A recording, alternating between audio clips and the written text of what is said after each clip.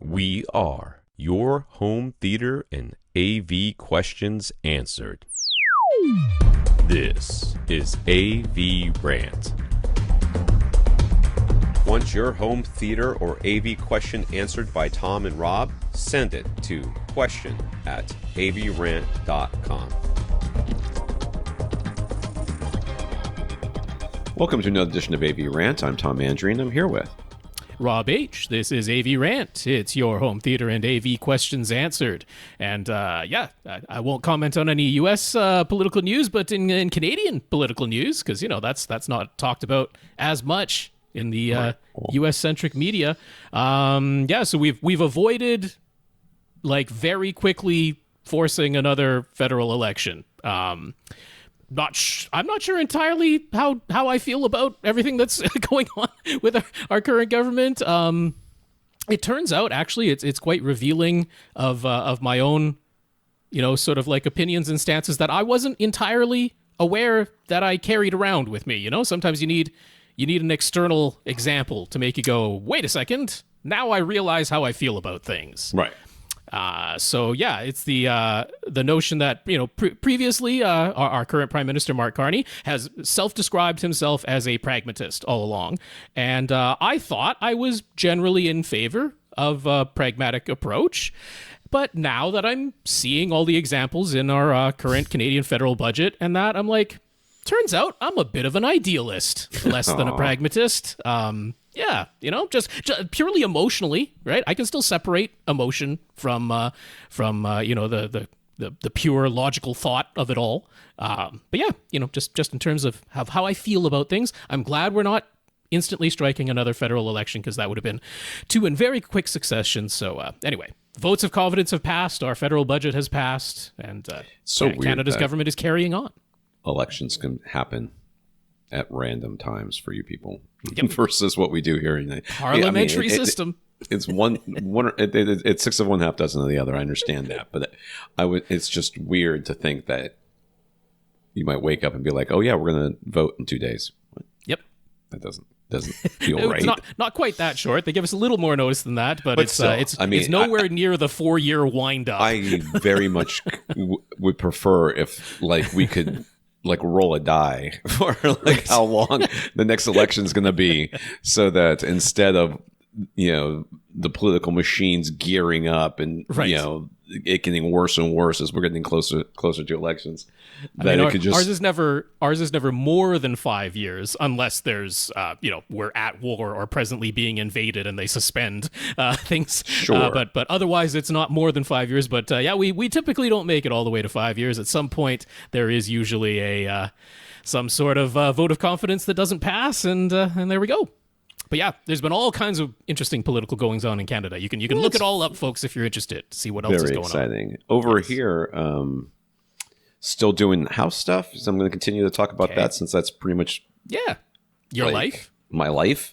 Yeah. But we got rid of. We redonated, so they were donated to us, and now we have redonated 2 pieces of furniture got picked up this weekend, which I'm very excited about, because they were big and they were heavy, and I didn't want to move them. Mm-hmm. And so that has serious, 2 rooms went from being absolutely packed to oh my god, there's so much space in here, just from removing these 2 pieces of furniture. Now all that's done to my son's room is given him more places on the floor to throw things. Okay, but he's 16, and that's kind of what you expect. Things are progressing. We were trying, my wife was like, I want to have people over Thanksgiving. I'm like, that seems optimistic. And it is. It's very optimistic. It's not going to happen. We are going to have somebody over Thanksgiving time. Mm-hmm. But it will be friends who we can say, just don't look at the boxes in the corner, because they're there and they're not going anywhere for a while. I mean, who is the person who's going to go to anyone's house at this point, especially when it's knowledge that you have moved in recently, and be judgmental about a mess no one these days? Is anybody judgmental anymore about that stuff? But you need to understand how people in general and my wife specifically works. The thought of external pressure is enough. There doesn't have to actually be external pressure. There was a time when there was the whole, high society and keeping up appearances and all that stuff. But it's like, is that really a thing anymore? I guess. That absolutely still happens. Yeah, I know quite a few people who live in and it's not always these people, but many times they live in these sprawling neighborhoods where they're all built by the same builder and all the houses look either identical or one of three different things that you could very pick. Template cookie cutter, and when all your houses look the same, then suddenly it becomes a game of, well, I have to be different than the people next to me in some way, so how can I do that? Well, I get a better car. Well, now they got a different car, and then you invite them over. Oh, I got a pool table. You got a pool table. We got a pool. And it just keeps sort of escalating. I mean, that's how we ended up with Cedia, isn't it? Very much feels that way. Sometimes it does. Yeah. My wife and I were talking about this when right before our oldest son was born. So this would have been in the early 2000s, right around 01, 02 era. We were friends with a lot of these types of people, and at the time the big deal was to get a travel van. That was what all of our friends were doing. They were all spending $30,000 to $50,000 on a van that they would outfit so that they could go drive someplace, and it would have all the luxuries of home. It would have a little kitchenette in there sometimes. It would have a DVD player and TVs and places to sleep and all this other stuff. And I'm sounds like an RV, but all right. It does, but it's a travel van. So what's the difference? It's a van they've spent a ton of money converting into a little purchasing a actual pre-built RV. Yeah. It's and my wife and I remember they were this group of guys were all talking to each other and talking about their vans and what they did. Oh, I'm going to do that too. And oh yeah, I did this. You should try that. And blah blah blah. And I was just sitting there going, what? I'm not doing any of that. I wouldn't spend 1 cent on that. Have you guys lost your minds? And they're just super excited about it. And my wife and I were talking about the other day. I'm like, I wonder where all those fans are now, rotting in somebody's.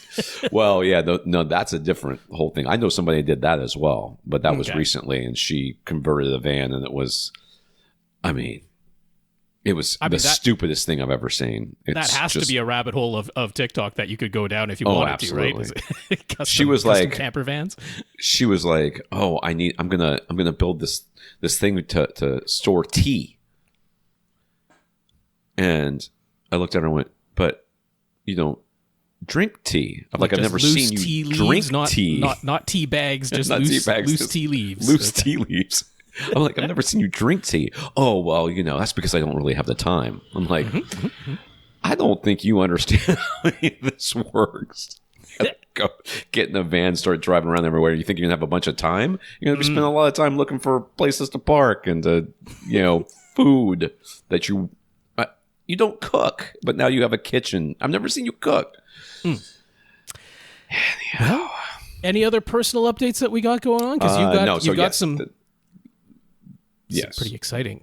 Pretty exciting home theater related news. I mean, we were given a date that videos can start going out between the 19th and 22nd or something like that, but we're waiting on software. So this is a preamble here. We are talking about the Sofabaton X2 smart remote with touchscreen. Figured out from the title of the podcast, yes. Probably figured it out. But we are not doing a review right now. This is not our review.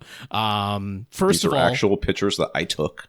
Yes, these are not promotional images. These are taken by Tom himself. Now, I don't have my review unit X2 yet, so that's one major reason we're not doing an actual review yet. But the other is from Sofabaton themselves. As we're recording this right now, this could change literally today, later on today, but they have not fully finalized the software yet, so they're requesting that we don't do a full review and start saying negative things about a bug that could very well be fixed if we just wait a little while. So this is purely a first blush impression of nothing but the outer box and first opening the box. That is all that Ton has done. Everybody understands how this works in my world.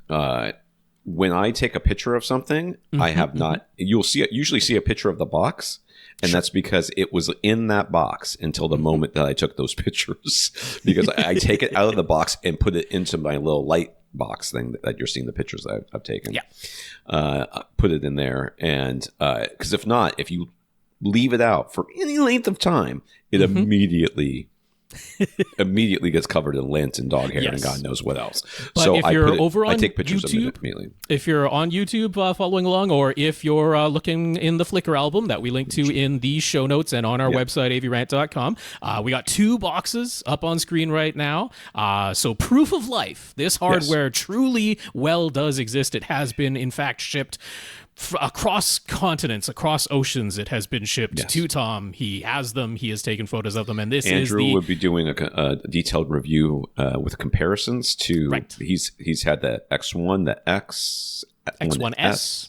Yeah. And also the harmonies, all the harmonies. Previous harmony. So he'll remotes. be able to do sort of a comparison between all those things. I'll tell you, that remote is heavy. That feels like as a remote unit. The X2 is heavy? The X2 is heavy. It's physically a heavy remote. I just want to say, so that we've made it perfectly clear to people who are listening only, we've got the X2 Smart Remote, which in its box comes with its charging cradle and the Sofabaton hub. And then we also have which doesn't have the R1 branding on the box, but that might change for production. We don't know for sure. Or the name might change. But it is the little extender IR blaster ball thing. We're not quite sure entirely what to call it, but once the box was open, so plastic hasn't been taken off. These things have not been powered up. They have not been charged. We are in no way doing a review. I cannot make that clear enough. But first blush took them impression. out of the box, took the pictures, put them back in the box. There you go. That's where they are right now. So kind of a blurry image. This one will probably need to be retaken if you're putting on the website, but just seeing the ports on the back of the Sofabaton hub, nothing here has really changed.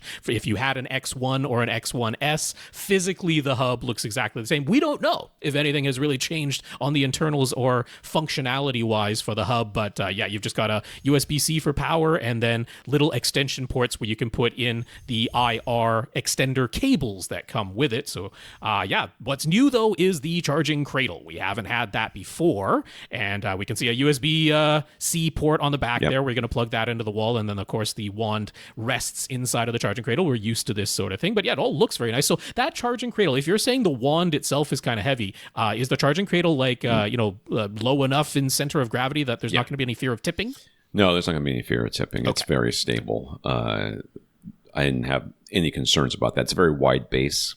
Okay. So, the angle is pretty nice. You can see here in this picture, the bottom of the remote, you can plug it in directly, it looks like. Right, so you don't have to use the charging cradle to charge it. You could plug USB-C power straight into the wand itself if you don't want to use the charging cradle. And it's got the 2 little port thingies on the bottom. So little contact. One thing that's not going to be in these pictures is that it also came with one of those those little key things that you use to get your SIM card out of your phone. Oh, well, yeah. So we're seeing over on the, what would this be? The right-hand side, if you're looking at the screen of the remote, we've got like the little antenna bands. So there are multiple antenna going on in this thing. But over on the left, you can see the little pinhole there, which I'm assuming is just for resetting, isn't it? I guess. I don't know.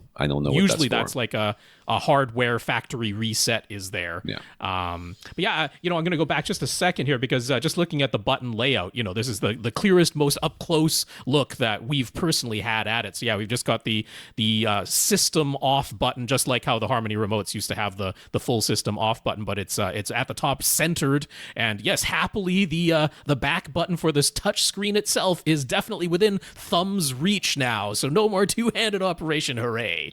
Very happy to see that. And then that off button too is also it's a physical a button. It's very you can see it. I took one picture from the size. It's raised, and it's quite easy to locate in the dark. We'll put it that but way. The back button and the favorites button looks like that's actually part of the screen. Those are flush. I think so too. Must be capacitive touch or something. So just basic accessories. You got a couple of IR extender cables that come with it. 2 power cords with their wall warts. It's all USB, so USB-A for the wall wart side, USB-C that plugs into the actual devices.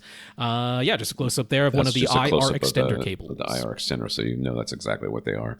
I think there's 2 in each one of those things, too, if I remember correctly. I'll have to look back at that. I thought there was 2 IR Yeah, I think little one of them thingies. is double-headed and one of them is single-headed, if I Yeah, I recall think from the so, too. literature. Yeah, But that sounds right. then you've opened up the little R1 extender IR ball thingy, and it comes with its own additional cable IR extender device Yes. that you can use, plus obviously power. So that's about all that comes with all of those together. But there they are. Retake these pictures trio. a number of times because that little sphere is super reflective. So I had my hands with my phone inside of the light box so I get a nice good close up. Yeah. And then what it looked like was you couldn't see the phone reflected. You could just see my fingers, and it looked like I was coming at you like this. Reflected in the ball. And I was like, "Check it. I gotta redo this." It was very dumb, but I was like, what is that? And because of the distortion of the light and everything else, my fingers looked like very dead and like, I see, like zombie-esque. It was hilarious. So yeah, this is the three main devices together. All right. And that little ball IR extender, we're calling it R1 for now because that was the first name we saw mentioned of it on Sofabaton's own website. But yeah, what's the weight on that one like? Is that going to roll away light. anywhere? Or? It's very light. It's quite light. Yes, it's not. It's not nearly as heavy as it might look like it is. Okay, I'll weigh everything out, or Andrew can for the review, but we can weigh everything out eventually. But no, it does not feel as heavy as I think it looks. Okay, like the remote felt heavier than I thought it would be, and yeah. this felt a little bit lighter than I thought it would be. Yeah. Any other like first blush impressions of just like how it feels in the hand beside the weight? Like, is it? I was trying as little as possible to touch this thing. To be honest with you, I didn't want to get fingerprints on anything. Yeah. I was trying to take pictures. Yes, it's got rounded edges. The remote in your hand feels pretty good. If you're like, I feel like the Apple TV 4K remote has a bit of a sharpness to the feel of the remote in your hand. This does not feel that way. If any, but it feels almost slick in your hand as far as the edges being so round. But the weight of it makes it seem like it's not going to go flying out the second that you move. I do like the fact that the buttons seem to be raised enough that they're very easy to find. And are they clicky or are they mushy? Or did not press any of them. Did not press anything. Wow, you really I could didn't literally want to go grab it right now. You I just have to go on. open it. Well, I don't have to take any more pictures of the remote itself. So. How about the back? Is it like rubberized or is it just smooth? Let me go get it. Let me go get it. There's that option, I suppose. Yeah. I'm eager to get this thing in hand myself. That's for sure. But yeah, those are about the only things we can comment right now on, since we haven't actually plugged the thing into power and made any impressions of how any of the software works. But yeah, I'm interested to hear Tom's take on just what the buttons feel like, because surely we can learn that much by him just holding it in hand on camera as soon as he returns here and I continue vamping in his stead. You know what I can do though? While we're here, why don't we do this? We can say that this is AVRant. It's your home theater and AV questions answered. And to get your questions answered, all you have to do is ask. You can ask by emailing us at question@avrant.com. That is our email address, and it is by far the best way to get in touch with us.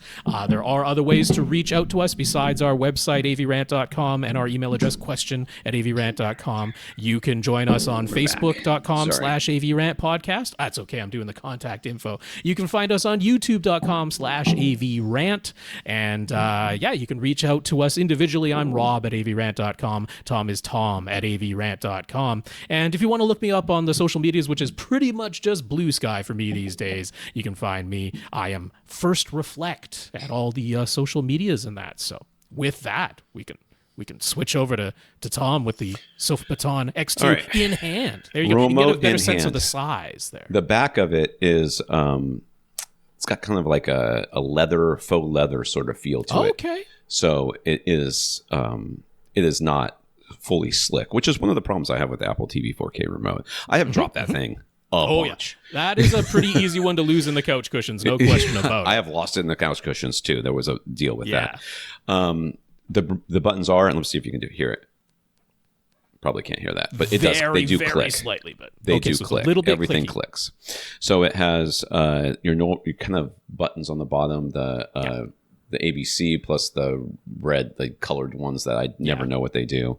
They have a DVR specific button, which is weird, a guide button. But forward, reverse, play, pause, like volume up and down, back. And there's a back button right here too, Rob. Well, that's the regular remote's back, and then the arrow back is purely for navigating the screen. I would assume. And these are capacitors. We don't know that for certain yet, but yeah, we don't know anything. But this does click as well. Okay. But the remote itself it's so I brought my kitchen scale in. So the remote itself, if you're looking for ounces, it's 6.45 ounces. Okay. I don't really know what that means. I don't have a frame of reference. It's 183. The display on this thing is not made for me to be sitting right. So 183 grams. Okay. The little ball thing. What is this thing called? The R1? I think it's the R1. I mean, that's the R1 as far as I know. Is 76 grams, or first, I can't see. This is like the worst quality podcasting with the directional. This is on the fly. 2.65 ounces. So it's like almost a little bit more than a third of the weight of the remote itself. So it's quite a bit lighter. The only thing I would worry about with that is a lot of times when you're plugging in multiple cables, especially those IR blasters, you worry about how it will. The cable itself will affect the orientation of the R1, but the R1 blasts out at 365 anyways, so it doesn't matter which direction it points. It just might bother you. It's not, but it's not going quite the way that you want it to. Right, but the remote itself feels solid, and actually the edges of it being metal, because the edges are metal, but the back is this sort of plastic. I would liken it to, like the interior of your car. It has that sort of bumpy feel to it, leathery almost. It's like a faux leather looking pattern on the back, but that feels cool, like warmer than the edges do. So not as much heat being lost in your hand to the back of this thing, but it also makes it a little bit grippier. I mean, this feels. If you told me they put weights in here to make it feel more like good, I would believe you, because that's how like extra, heavy this thing feels. It feels like a really good piece of equipment. A lot of times when you get remotes from, with your receiver or whatever, I often look at them and they're so big and they have so many buttons, and you pick them up and you're like, man, this doesn't weigh anything. I feel like the batteries weigh more than anything else does in that thing.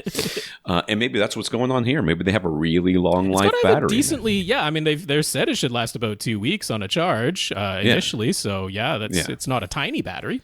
So I'm curious, because my initial reaction to picking it up was, this is heavier than I expected it to be. This doesn't feel it. If you have ever had an Emotiva remote in your hands, Emotiva remotes are all metal, 100%, and they often, no matter what size they are, you pick them up and go, geez, that's a lot of remote. That's what this reminds me of. Oh, really? So, wow, that much. That's what this, and Rob is going to, and I will talk about in the podcast once we do our full review. I'll experience it, hopefully in time for next week's episode. That's the idea. We'll see. We shall see. And we'll get this hooked up. I, of course, have not had experience with I have an X1, but I never hooked it up. I bought that. I bought that in Kickstarter. I did the Kickstarter for that. And I guess we can warn people ahead of time when we do review this thing. Neither Tom nor I has a home automation type system set up. And I know there are people who are very curious about how well the X2 is going to work as a home automation remote. And unfortunately, we're not going to be the people with the expertise or the experience to be able to review it on that side of things. I can see how well it controls some hue lights, but that's about it. Andrew has more home automation stuff at his house, so that will be part of his review.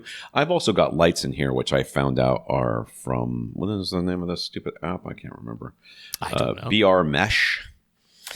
BR Mesh. I've never heard of it, but whatever. BR Mesh controls some of the lights in this house, and I will see if this will affect that at all. In which case, I will report back. But so the remote's in hand. It definitely conveys quality when you touch it. So I How's the big circle OK button in the middle of the directional pad? Does it like wobble from side to side, or is it just like, what's that one like? I mean, I don't think it wobbles. Okay. It seems to go straight down. I mean, is it supposed to wobble? No, it's just, some OK buttons have a different feel to them. No, Some I of think them it feels. I think it feels good. Okay. I'm curious about this circle here. I guess that's going to be a capacitance thing as well, right? Because it definitely clicks. This circle part right here. I imagine that's going to have some sort of capacitance to it. Maybe it doesn't. I don't know. Not necessarily. I mean, the X1 and the X1S didn't. It was just instead of having separate up, down, left, right buttons, they just gave you the circle pad. Yeah. But there was still just 4 buttons in there. That's all it We really was. all remember the magic of getting your very first iPod and being like, "This thing's so cool! Oh my god!" Well, folks, if impressions purely of not even how the thing functions, but just the way it looks and feels on first blush, if that's enough that you wanted to pre-order, pre-orders are up on Sofabaton's website. The X2 product page is live, and they've listed that the regular MSRP is going to be $380, but they are currently on pre-sale, doing it for $330, and then that infrared repeater, the little ball item there that we've referenced, that we think is called the R1. Normally that's going to be $50, but they are pre-selling it for $40, and then you can do a bundle of the remote and the IR repeater together for $360, saving yourself another $10 right there if you do it that way. So that's our quick preview of the Sofabaton X2. We will have a full review forthcoming once I have mine and we've put the thing through its paces. Yeah. And I just accidentally clicked off of our thing. So what have you watched, Rob? Yeah. So I watched. Okay, you started something, but I can't say it's complete yet. I just watched one movie this week, so I've continued on with episode 3 of Pluribus, but I'm not going to do a review of every single episode every week. Still enjoying that show for sure, and very curious to see where it goes because Vince Gilligan has said that. This is not any sort of hard and fast rule, but in his mind, he thinks he's got about 4 seasons worth of story to tell with this. When they were talking about Better Call Saul, I think he said 5 seasons and it ended up being 6 or something like that. It ended up being 1 season longer than he initially said. But I'm just very curious how Pluribus, how it could even play out for 4 seasons. Clearly, he's got things in mind that are going to change from where things are right now in the story. So I'm very curious to see where that goes. But the movie that I watched this week is Black Phone 2. So a sequel to 2022's The Black Phone, which was starring Ethan Hawke, and they brought back the cast. So the 2 kid actors who were the main characters in The Black Phone, that's Mason Thames and Madeline McGraw. They are back reprising their roles, but of course Madeline is a teenager now, and she is a teenager in the movie. So we have skipped forward about 3 years in movie time as well as in real time. Jeremy Davies is back as well as the father, and Ethan Hawke, not to spoil The Black Phone, but he is appearing, and you can imagine in a horror series that has some supernatural elements to it and sort of like psychic abilities and being able to see things from the past and from the future in a dream state, as Madeline McGraw's character can. That you can imagine how Ethan Hawke's character could be returning in Black Phone 2. So this is written and directed again by Scott Derrickson. So like I say, the whole crew is back here. But unfortunately, I have to say I did not like this movie as much as The Black Phone. It is doing a different take on things. It is leaning more heavily into the supernatural side of things. The Black Phone was so effective and sort of unexpectedly good because it had a really compelling, completely real world terrifying scenario of a boy being kidnapped by someone who we know is a serial killer. It's all been set up. That's terrifying on its own, but then they sprinkled in this little bit of supernatural side to in the original The Black Phone. This leans much more into the whole supernatural side of things with a side of a bit of a mystery of some missing children. It's kind of the reverse of how things were. So what I want to say, first of all, oh my goodness, can Madeline McGraw act? Like, she might be the best actor I've seen crying, ever. Her crying on screen is amazing. It was it was the most disturbing part of the black phone. That the scene where she was really, really wailing in the first movie was super disturbing because of how real it was. Like that was, It really, really made me feel awful and uncomfortable. So now that she's a little older and the situation is different, it's not quite as super disturbing, but my goodness, can that actor cry? She is excellent at it. So there are multiple scenes in this movie that do stand out and are very good. So in no way am I saying that, like I flat out didn't like this movie, but there were at the same time multiple scenes that I thought, that didn't quite work for me. It's the dialogue, honestly. The actors are pretty much giving it their all. Everybody involved in here it's not for lack of effort, but honestly, there were multiple scenes where I was like, was that the first take? Like, did they just use the first take? Is that what went on here? Or was it the second take where it's like, you're still saying the lines exactly as they're written on the page with, no leeway for changing, at least the arrangement of words or something, as actors do on multiple takes. I'm like, that was just the sense that I got. I'm like, it really feels like they're reading it off the page sometimes. And as is often the case, you can write dialogue on a page that in your mind sounds pretty good, but when someone says it out loud, it doesn't hit the ear quite right. And that happens multiple times in this movie. And that's a shame, because I never really felt that way about the Black Phone. But Black Phone 2 goes that way. They tried something with the villain in this movie that I'll give them some credit for trying to do something new, something that we haven't really seen a sort of supernatural horror villain do before, but it was a swing and a miss. At least to me, when I saw it on screen, I was like, oops, that just looks silly. It doesn't look menacing. It just looks kind of comical, which did not fit the tone at all. This is not a comedy horror movie. It was unfortunate. I give them credit for trying. They were like, let's try and do something we haven't seen before. Let's try and have this supernatural character move in a way that we haven't seen all the other horror movie villains that we know. Try and do something novel, but it just didn't work, in my opinion. It's uneven, this movie. I like a lot of the ideas that are here, but I also feel like there were lots of opportunities missed, because with a movie like this, where you have, we know the trauma that these kids went through in the first movie, and they don't shy away from that. They're not like, oh, it's as if the first movie never happened or something. No, like we've got PTSD going on and stuff like that, but it really feels like there were heavier and more real life things that are just like touched upon, but we don't get the full type of, this is a metaphor or like none of that really lands. It seems like it's a pretty straight ahead plot narrative.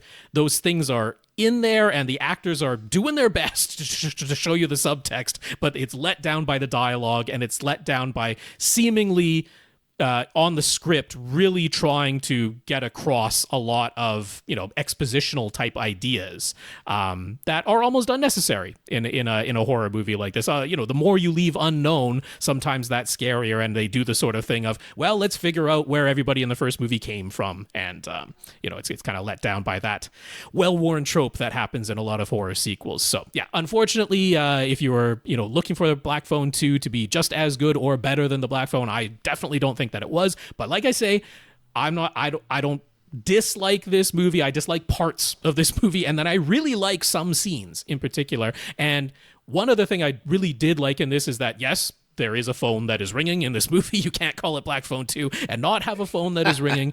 That is going to happen. And I did enjoy that they show the same conversation from 3 different points of view, and every time you see the new point of view, it really does illuminate a different take on that phone conversation, and I appreciate it. That was written well on the page, and it was executed well in the movie. I kind of wish there had been more of that and less of the things that I didn't like in this movie, but that's the way it goes sometimes. So that's my review of Black Phone 2. What did Tom watch? Yeah, so I started Ironheart last week. I don't know how many episodes I got into it, at least 2 or 3. And there's what, like 10 or something, I think. So my initial reaction to it, it's a hard one for me because I do like it. I kind of like where it's going. I think it's interesting, and this is a pretty well worn trope of superheroes. Like even Spider-Man, his first initial foray into his powers, he goes and he tries to make money by professional wrestling. Right. And then I mean, I guess we should just make it clear Ironheart is part of the Marvel Cinematic Universe, but it's a streaming series on Disney Plus, if you have no idea what any of it is about. I haven't watched it yet, but I know so this kind of is taking that sort of direction where she needs money to build her suits, because she's not a billionaire like Tony Stark who can just build a bunch of them with I think somebody actually did a breakdown of how much all those suits would cost. It's like more money than has ever been printed. Or something not cheap. They would not have been cheap. So, so she needs money. So she, this is kind of the gig, the kind of thing that's going on here. I see. And so there's two things that happen at the beginning of every series. You get introduced to the main character. And then you get introduced very quickly, usually in some sort of, I'm walking through a room or walking through a hallway at school or something like that. And I get to meet all the supporting characters briefly, but they come in and they say something. You get a sense of what their relationship is and their personality. And then they come back later. And then you get to explore that. But that first initial meeting is supposed to give you sort of the encapsulation of what that character is and their relationship with the main character. So I had two problems with the first episodes of this, the first episode of this show. The first problem is I don't like where they started. They started with her basically leaving college and coming home. Instead, they should have started with her at home and then flash back to her leaving college. Okay. All right. If that makes sense. Because we don't, as far as I can tell so far, college, other than being the place that she left and that there was, there's a reason for that comes up, more and more often throughout this, or comes up throughout the story. We don't ever get to see that again. Okay. There doesn't seem to be any reason. Riri as a character was introduced in the MCU in Black Panther 2, right? Yes. So it's getting hard to keep track of everybody, I gotta say. But I mean, maybe they were just trying to be a little bit slavish to the timeline. Could that be the reason? Chronological. They're displaying it chronologically, but that to me was not the most important part of her character. And having that be the first thing we see, I'm just like, why are we seeing this first? This shouldn't, this shouldn't be first. What should be first is her arriving home and then we find out why she left. Okay. Sort of thing, if that makes sense. Yeah. Yep. I think that would have been better than what they did. And then at the same time, that first montage scene, I won't call it a montage, but that first scene where she's coming in and she's seeing all these people from her life, like her mom and her best friend guy. I don't really know what he is, and a couple other people. These other people, that scene was not good to me. Like there was too much going on, like with Miss Marvel when she walks in her house and we meet her brother and her sister, or her brother and her parents. Yeah, and we get a very clear. It's a very chaotic, but we get a very clear sense of what each of these characters are and who they are and what their relationship with her. With this scene, I felt like it was too chaotic. There was a bunch of people there that don't matter. And then her mom is there, and then she gets a call from her friend. So we get the mom and the friend, but why are all these other people here? And I understand that maybe that's a cultural so it's thing. Unfocused. And it could be like a cultural thing, and it's like this is what would be more realistic for what might happen and that sort of thing in that culture. But I don't care about that at this moment. When you're telling a story, you can't subvert the effectiveness of telling the story to be accurate for everything. It's sort of like when you watch you watch a movie and they're in, like with you and Iron Man, and he's soldering improperly. It's like, I understand that he is, and now that you've told me, I really do understand that he is, but it doesn't really matter. Right. In the long run, Sure, it doesn't yes. matter. You can get past that, yes. You can get past that. And this could be a case where, okay, whatever that cultural thing that is important to be accurate can be accurate later. Right now, let's not be accurate. Let's be instead prioritize the story ahead of... Yeah. Okay. This one little scene. Other than that, like these are just, remember, this is the first episode. This is the first maybe 5 minutes of the first episode. Okay. And I'm like irritated twice. Because I'm like, why am I seeing this? Why is this like this? Why don't we? And then the story starts and everything's great. And I I like it from that point on. All right. So she's got an interesting backstory that wasn't really explored that I remember in Black Panther 2. Yeah. I have a heck of a time remembering what happened in Black Panther 2. Yeah, I got to be honest. I got to be honest with you. I don't remember much of that movie. She's interesting. The characters that she's introduced to, the new characters that are introduced, are interesting. So I'm definitely invested at this point, and I'm going forward. We'll see. I also really like how they are doing the suit. How the suit is sort of is portrayed. Like with Iron, like it seemed like in the Marvel movies, every time he suited up, it was like a completely different process. He stands on something and then the suit goes around him. The next time, it starts flying across the room and hitting him in the face and all these other things. And then it's nanotech, which is the least cool part. Best bit, was having the original and metal seeing how mechanical it was yes. much cooler than just a CGI skin that crawls all over you. So this is the suit is just kind of there. Okay. It opens up and she steps into it or backs into it. It's a real mech suit. It's a real mech suit, or it like opens up and then like envelops her, and she like kind of bends down and it kind of goes around her. I'm like, that is so cool. Yeah, it's so awesome.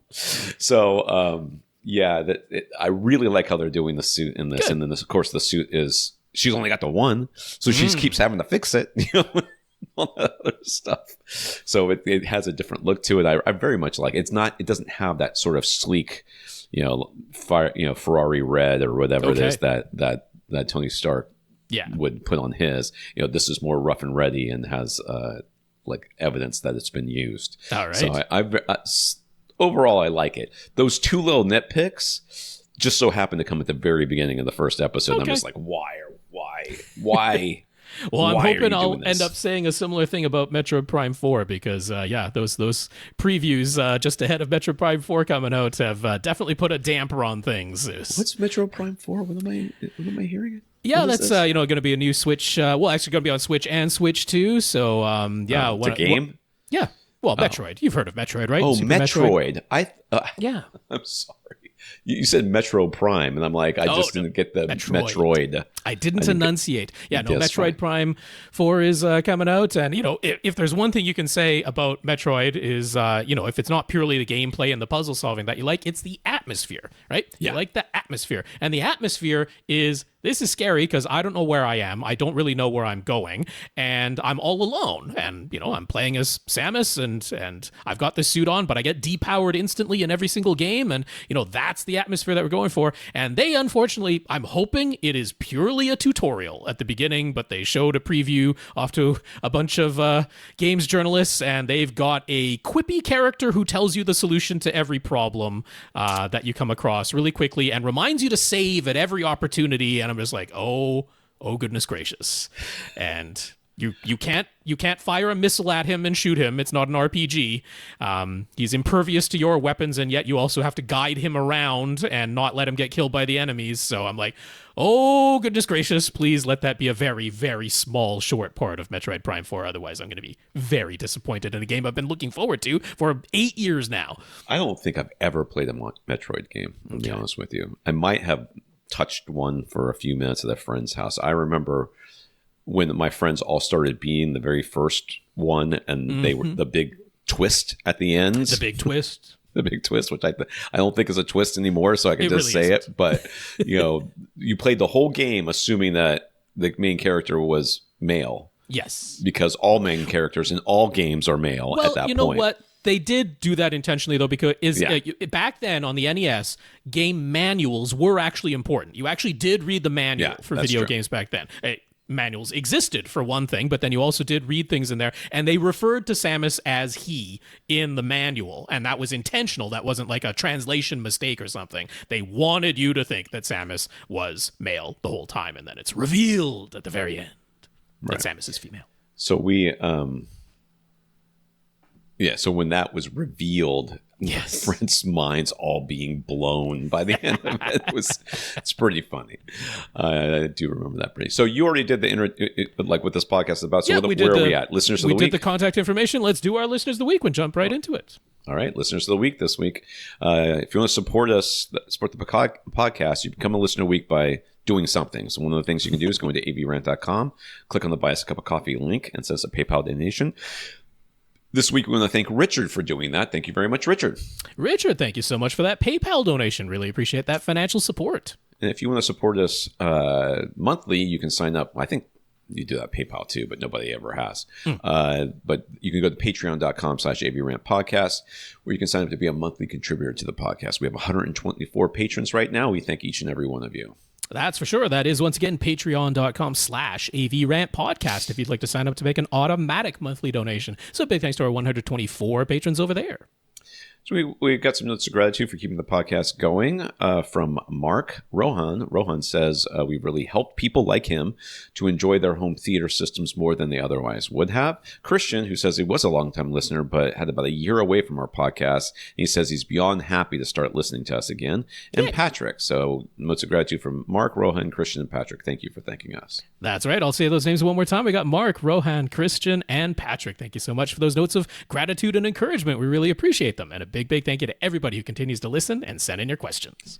In the news, Valve announced 3 new major pieces of hardware following in the footsteps of their Steam Deck handheld gaming PC, which I forgot existed. Exact release dates and prices were not announced, but all 3 of the new devices are expected to launch within the first quarter of 2026. First up is the new Valve Steam Machine. I understand that everything has to have Steam in it, and I understand where Steam came from because they're called Valve, but it very much sounds like a dry cleaning situation going on here. And I mean there are steamers, right? Steamers. So I just kind of feel like maybe they could have gotten away from Steam and towards something else. Anyways, 10 years after their first Steam machine experiment, Valve's Steam OS version of Linux is finally good enough to Why do you say Linux? Linux is finally good enough for them to make their own tabletop computer. It's very compact, basically a 6-inch cube because Borg. And Valve's engineer said the whole design began with the choice of the single large 140 millimeter fan that exhausts air out of the back. Inside are semi-custom laptop parts from a few years ago, with most of the internals being taken up by the heat sink. The AMD Zen 4 6-core CPU and AMD RDNA 3 GPU with only 8 gigabytes of GDDR6 RAM. This just rolls off the tongue. It just comes. I mean, it's so clear what we're talking about here. I mean, I know what the CPU is and the GPU is, but and I know what RAM is, but a VRAM or whatever. But GDDR6 is just whatever. Are both soldered to the custom motherboard, so those cannot be replaced or upgraded unless you really know what you're doing.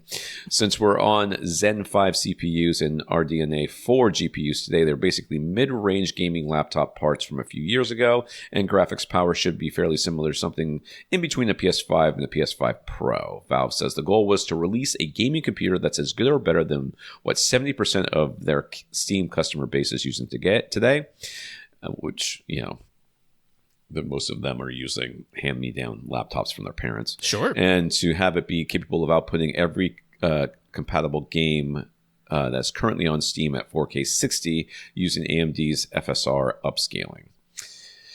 So most games are natively being rendered at 1080p and then internally upscaled. Output is via DisplayPort 1.4, HDMI 2.1. Memory-wise, it has 16 gigabytes of laptop-style DDR5 RAM, which can technically be replaced or upgraded, but doing so requires disassembling most of the Steam machine. So, goodbye your warranty. If you try to do that. Oh no, you're totally allowed to do it. Are you? It's not. Yeah, it's not a voided warranty, but it's just in terms of how easy is it. It's not just a little panel that you can take off and whoop, there's your RAM DIMMs. It's no, you gotta dig down into this thing. Nothing makes me more nervous than trying to get that click out of RAM when you shove it into a board, because it's supposed to click, and if it doesn't click, do you press harder or do you just I mean, laptop RAM is kind of easier to install because you just slide it in there and then it just push down like a little lever and kind of works. So hard drive wise, they'll offer two default configurations, either a 512 gigabyte or 2 terabyte. It's a big jump.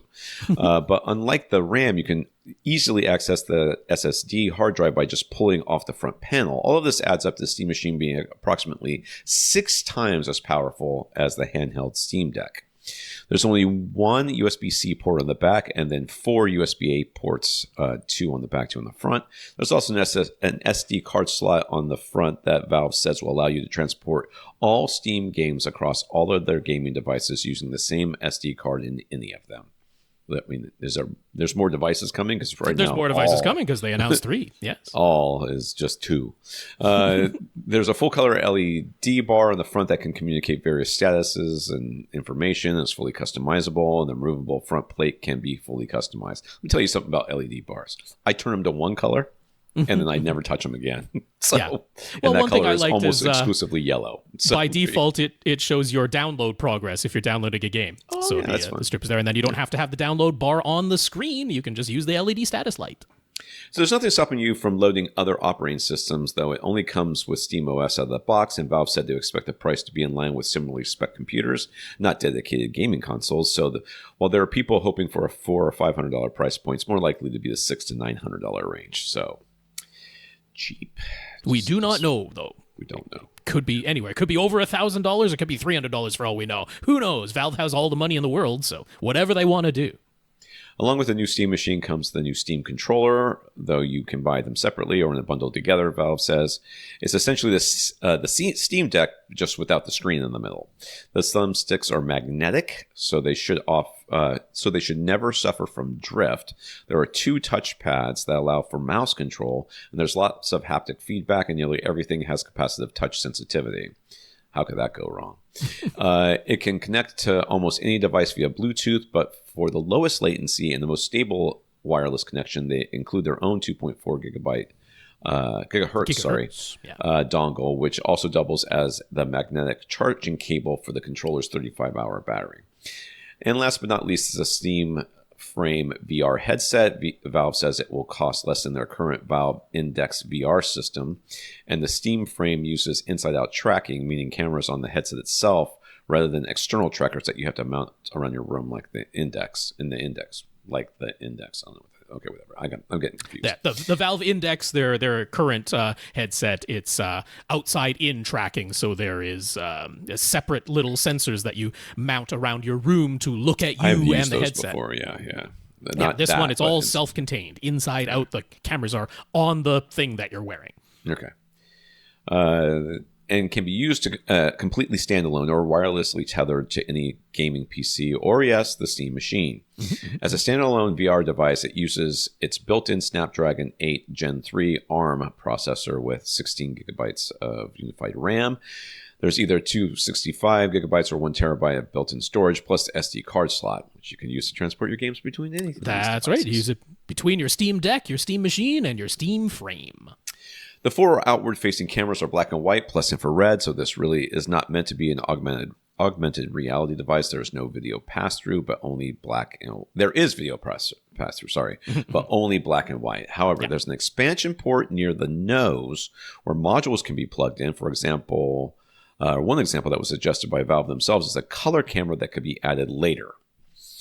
The 2 to 3 hour battery is located on the back of the head strap and acts as a counterweight to the face mask. The speakers that are built into the head strap are dual opposed design. To reduce physical vibrations, not for you, but for the eye tracking cameras that are inside. Speaking of which, there are two cameras pointing at your eyes inside the face of the mask at all times, and the pancake lenses provide a 110-degree field of view using a pair of 2160 by 2160 LCD panels that don't have any local dimming or HDR capabilities. I mean, they're awfully close to your eyes. How bright do they need to be? So it's basically a noticeably more powerful Meta Quest 3 and should be priced as such. But the thing Valve is really touting is their wireless PC tether. While the Steam frame can connect to regular Wi-Fi 7, I lost track of the Wi-Fi numbers, like I think 7 numbers ago. 7 is current. 8 is on the way. It also comes with a dongle that establishes a private and dedicated 6 gigahertz link between the dongle and the headset. You can use the dedicated 6 gigahertz signal and regular Wi-Fi both at the same time. Let's fight. To make sure the wireless VR experience always looks good, Valve is implementing foveated streaming, which dedicates the most bandwidth to just where your eyes are looking, hence the need for eye tracking, while everything in your peripheral vision can be lower bandwidth and fuzzier. Thanks.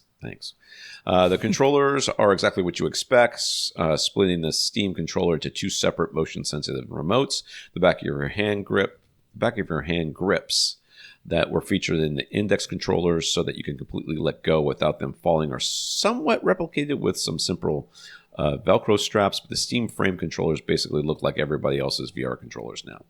The whole face mask with all the electronics inside can be removed, so there are limitless possibilities for other batteries and head strap customizations. Limitless, he says. Yep. It is. It's limitless. Anything you can imagine and physically attach to it. So what were the 3 things? There was the machine, the controller, and the VR. And the frame, yes. And that's in addition to the Steam Deck, which is carrying on. We're expecting a spec bump on that at some point. Yeah. All right. Also in the news, Amazon announced their plans to heavily crack down on piracy via their Fire TV devices.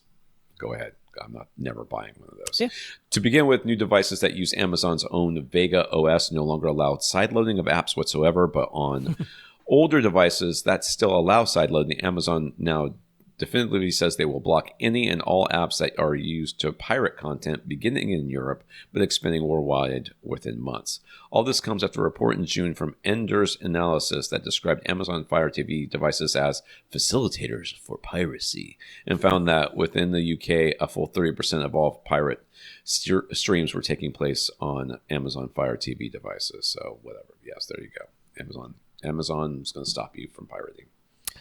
Yeah. I mean, they're just flat out blocking apps, whether they're in their own official app store or sideloaded. They're just like, if we detect this app on your Fire TV, we're shutting it down. When I was, and this is years ago now, the time before that, I was in Europe and visiting family over there. There was no one that didn't have some sort of pirating device in their house. Like they all had stacks of pirated video games too. They were just stacks of them. And it was just sort of a thing. You know, there was people on the side of the road in large metro areas with tables set up with clearly pirated DVDs and video games on it. And it was where you got everything. Almost no one I knew over there, younger at least, would buy anything at the store. You would just buy it on the street and get it for a fraction of the price. And if it didn't work, it didn't work. So, I mean, I think that you shouldn't pirate things. I think that, but I understand that most of the people who do pirate things are pirating it not because they don't have them, not because they are just like, I refuse to pay for things. They're most often like, this is the only way I can afford it, so this is the only way I'm going to do it. And if you block the piracy, I'm not going to go out and buy the thing. So we haven't really done that. Yeah, we seem to kind of be returning to that again. The pendulum swings. The pendulum does swing, Rob. I agree. All right. Questions. Mase? Mase. Yeah. Mase. Why do I think Mase should have a C? Does it normally have a C? This is all, it's derived from his last name. It's kind of a little bit of a nickname, but it's what he goes by. Okay, Mase. Yeah. Mase has been using a BenQ HT3550 projector. It started having a major problem that he is all but certain is due to a broken color wheel. It started making a terrible noise, and it was physically shaking. Mm-hmm. That is something so rotating. That is off weighted balance. There's a whole lot of stuff that will make a projector shake other than the color wheel. The image went dim and then turned black and white, and it seems to be stuck that way now. No unplugging or plugging it back in or factory resets are able to fix the problem. He bought it used a while back for only $800, so he isn't actually all that upset about it. The worst part is that he replaced the lamp a few months ago, so that only has 300 hours on it. But all in all, he's taking this as an opportunity to justify a projector upgrade. And while he preferred to keep the price under control, if it's really, really worth it, he could see his way to spending as much as $7,000. For the time being, he still has his BenQ HT 1075 projector on hand, so he and his wife are still able to watch movies. As expected, the contrast and black levels are not quite as good. It's 1080p only, with no support for HDR of any kind. But both he and his wife were actually surprised at how they immediately noticed how much brighter it is compared to the HD 3550. And they both really enjoy having the added brightness. So that is a key factor in this projector upgrade. They want something bright. Mm-hmm. Let me introduce you to something called a flat panel TV. Given the sizes that he's going for, that would genuinely be a challenge. Yeah, I think so. At $7,000. But of course, there are other factors to consider. So here are the factors. The room is just under 14 feet long from front to back, literally 13 feet, 11 and a half inches. He is using a 125-inch diagonal 16 by 9 motorized roll-down screen from Elite Screens with a stated gain of 1.1. They're sitting 10 and a half feet from eyes to screen, but he'd actually prefer an even larger field of view. He does think he could simply move the seats a little bit closer, but if the seats stay exactly where they are, he thinks he'd like a 135-inch screen if possible. The current throw distance from the lens of either BenQ projectors to the screen is 10 feet, 10 inches. He's fine with moving the mount a little bit, back a little bit if needed, but obviously there is a physical limit given the relatively short length of the room itself. Mm-hmm. So looking around on his own and at the various options out there right now, he's put together the following list of candidates. But if he left something off the list that we think would be better, he's all ears. So here's what he got. The Valerian Vision Master Pro 2, which is $3,000. Mm-hmm. The BenQ W4100i, which is $3,000. Valerian, again, have we talked about Valerian before? I think we have. Yeah, I've mentioned them. I haven't reviewed them. Haven't done a ton of recommendations for them. But yeah, it's come up on the podcast. We've mentioned them. Because I feel like I remember that. Valerian Vision Master Max, which is, I guess, better than Pro 2. It's just the Max, though. It's not the Max 2. Not yet. $5,000. Mm-hmm. Epson Pro Cinema LS 12,000, $5,000, and the JVC NZ 500, which is $7,000.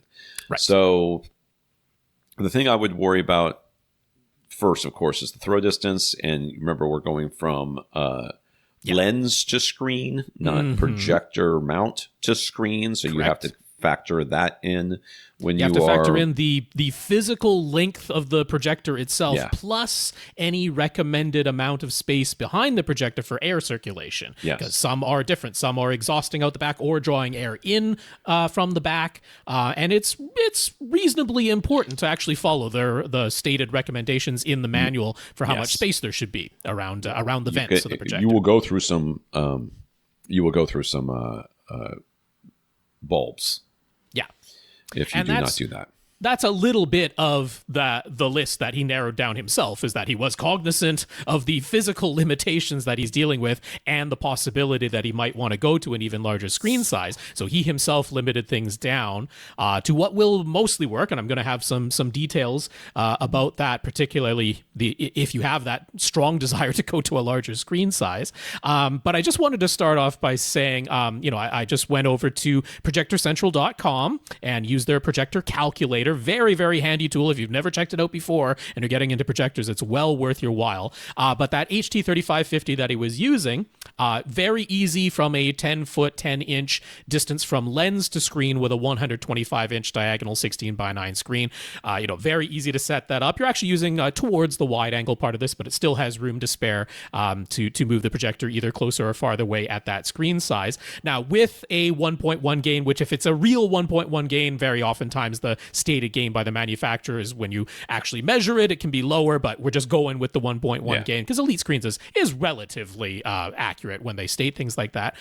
Projector Central has a nice thing, which is if they've done an actual review of the projector, they're not just going by the manufacturer's specs. You have the option of looking just at what the manufacturer claims in the specs right here in this calculator. But if they've done a hands-on review themselves and measured how bright the projector actually is, they do let it go in, say, its high lamp mode if it has like high and low lamp modes. They will, go by the high lamp mode. So you have to be aware that sometimes that means louder fan noise. But they are going with accurate color in the high lamp mode, not just the absolute brightest this thing can possibly be, but everything looks way too green, which is very common. It's like actual color accuracy plus the high lamp mode. And under that scenario, your HT3550, according to their calculations, and this is if you were using the higher lamp mode, is putting out about 75 nits. So that should be reasonably bright in a fully light-controlled room for standard dynamic range, no problem. But it's straight up a bit dim for HDR. We'd hoping to see the capability of hitting 108 nits on the screen if we want to equal what you would have in, say, a Dolby Cinema. They're going for 108 nits at the peaks. So yeah, for HDR, this is, definitely a little bit on the dim side, but should be fine for a standard dynamic range. The thing is, we don't know all the details about Mase's room.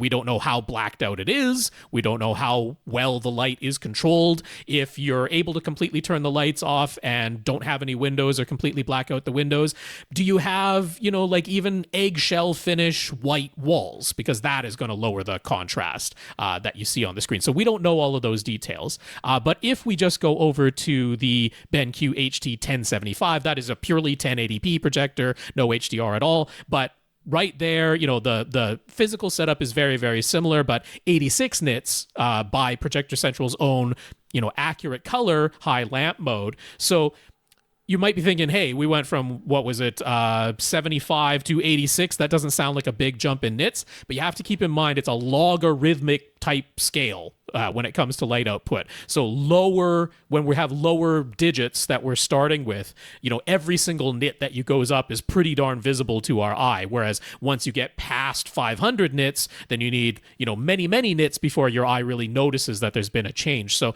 you seeing in purely SDR content a brighter image on screen is not particularly shocking and does make sense. So you were saying, are there any other projectors that you didn't mention that, come to mind? We can sort of go through the ones that you've talked here and just see what sort of figures you're getting if you're keeping the 125-inch screen size. That's where I'm going to start things off. So I'm first going to say, if you're looking at the Valerian projectors and you could afford the Vision Master Max, then forget about the Vision Master Pro 2. I know that it has a lot of positive reviews, but the Vision Master Max, both objectively and subjectively from all the reports, it's just like, no, it's clearly the better projector. So yeah, it's $2,000 more. That's not chump change, but it's just like if you were going to get one of the Valerians and you can afford the Max, get the Max. So I'm not even really particularly paying much attention to the Pro 2. But if you wanted that lower price point, that BenQ W4100i is something that would be worthy of consideration. Now, you're seeing here very, very essentially the exact same physical setup as your other BenQs, so we know where you have the mount now will work just fine. But 152 nits coming out of that thing. So it's got some headroom to spare. You could probably put it this is using LED light source. So already the fan noise is lower, but you probably wouldn't have to put it to the maximum light output of that LED light source to get a very pleasing image of this, even in HDR. So certainly it's fitting this is a brighter projector bill, no problem. And for the lowest price point on your list here. If we go to that Vision Master Max, this one has a naturally shorter throw throw. You can totally still have the lens 10 feet 10 inches from 125, but you're actually going slightly towards the telephoto end of its zoom, which is unlike any of the other projectors on this list. So this one would be the easiest if you actually want to physically go up to the 135-inch screen size. You would barely have to move this. In fact, you wouldn't have to physically move the Vision Master Max. You'd be able to go to the 135 without physically moving it. And 172 nits. The thing is, the Valerians, out of all of these projectors that you've mentioned, are playing the most games with the signal. And I don't want to make that sound too derogatory, because subjectively, they're very impressive. These are DLP based. That means you have limitations in terms of the native black level and the native contrast. If you want the black level to look blacker, if you want the contrast to look higher, if you want the colors to appear more saturated when they're dark, you gotta play some games with the signal. And that's what the Valerians are doing. So there are people who fall on both sides of the spectrum. The people who are, I want pure objective accuracy. You're not going to love the Valerian. You'd like the BenQ better. And then we'll go to the other more expensive ones from Epson and JVC in a moment. But if you're like purely subjective and you really don't care about the objective measurement side of things, as far as DLP goes, you probably would be more impressed by the Vision Master Max. The blacks look blacker. The contrast looks higher. The colors look more saturated, but they are objectively less accurate than the BenQ. So that's something to be aware of with that one. If we then go over to the Epson, and we're again still sticking with the 125, this thing cannot have its lens 10 feet 10 inches from a 125-inch screen. The throw is too long on the Epson LS12000. You could keep the 125-inch screen and just barely fit this thing in your current room. Its lens would need to be 12 feet 3 inches from a 125-inch screen. It's just under 1.5 feet deep, and you're supposed to have about 6 inches of air behind it. It just barely squeaks into your room, and that is with the zoom lens all the way to the wide angle side of this thing. So I'm a little bit hesitant to be super in love with the LS12000 for you from a purely physical point of view. And then if we go to the JVC, definitely the most expensive, but definitely the highest native contrast, definitely the deepest black levels natively. This one, though, too, just barely fits in. Thanks to the way that they've laid out the NZ500, they only need 2 inches of air behind it because it really doesn't draw or exhaust any air out the back. Everything is done through the front and the sides on this one. But it's a little bit longer than the Epson. It's just over 1.5 feet, this one. So it just fits. If you're sticking with the 125, its lens also needs to be 12 feet 3 inches back. And sometimes people get thrown by the JVCs because they're like, hey, when I first go to the calculator, it tells me I can have the projector's lens a little closer to the screen for the same screen size. What you have to be aware of is this aspect ratio that is up here, because the JVC is the only one out of here where its native panel aspect ratio is not 16:9. It is a 4096 by 2160 resolution panel. So its native resolution is 1.9 to 1, not 1.78 to 1. And you can choose in Projector Central's drop-down menu to make it 16:9 and get the actual image that you would have there. So if we're then looking at alternatives that you didn't mention, what came to mind was the older JVC NP5, which is lamp-based. All these other ones that you've mentioned are either laser or LED light-based. The NP5 is older. It was lamp-based. And the reason I thought about it is a couple of things. One, it's a JVC projector with those fantastic native black levels and fantastic native contrast and a full-on 4K resolution panel, no pixel shifting or anything going on, with full frame-by-frame dynamic tone mapping that can also accept and show you 4K at 120 frames per second, which is not something that any of these, aside from the Epson, can do. And it still supports 3D, which is going to be some of these do and some of these don't when we go back to your list. So I thought of the MP5 because it's like it checks every box you could possibly want, except that it won't physically fit. It just won't physically fit.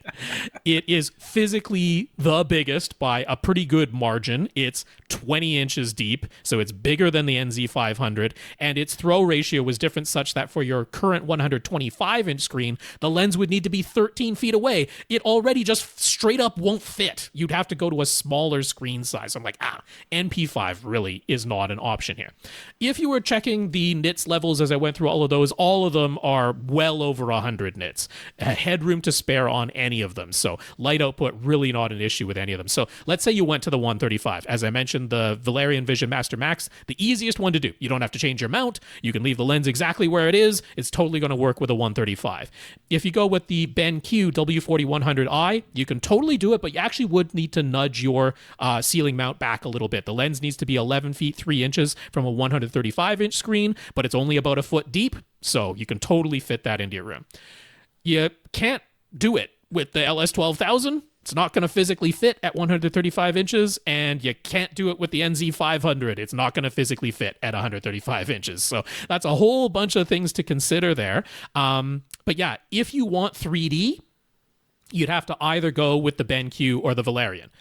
Neither the Epson LS12000 nor the JVC NZ500 supports 3D.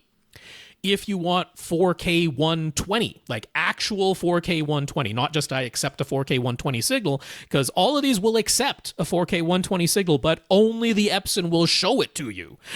The Valerian and the BenQ will show you a 1080p at 240 hertz signal, because instead of wobbling the panel around 4 times and making a 4K 60 image, they just flash the 1080p panel 4 times, making a 1080p 240 hertz image when you send it a 4K 120 signal. The JVC NZ500 is 4K 60. That's where it tops out. So yeah, 3D is a consideration there. 4K 120 is a consideration. So all in all, the other major thing is that all of these do have frame-by-frame dynamic tone mapping except the Epson. I still think the Epson handles HDR quite well. It has a manual 16-step slider that you can adjust depending on what you're watching, but it does not have the frame-by-frame dynamic tone mapping that the BenQ, the Valerian, and the JVC all have. So given it all, I think I can narrow your choices down to 2 instead of 4 or 5 or 6. I would say you either go up to the most expensive NZ500, realizing that you're not going to be able to show 4K 120, and you're not going to be able to show 3D. If you're like, that doesn't matter to me, what I want is the best image for movies that I can possibly get. It is the JVC NZ500 out of this list. It's at the very max of your budget, but you can't go up in screen size, and it's got those other caveats as well.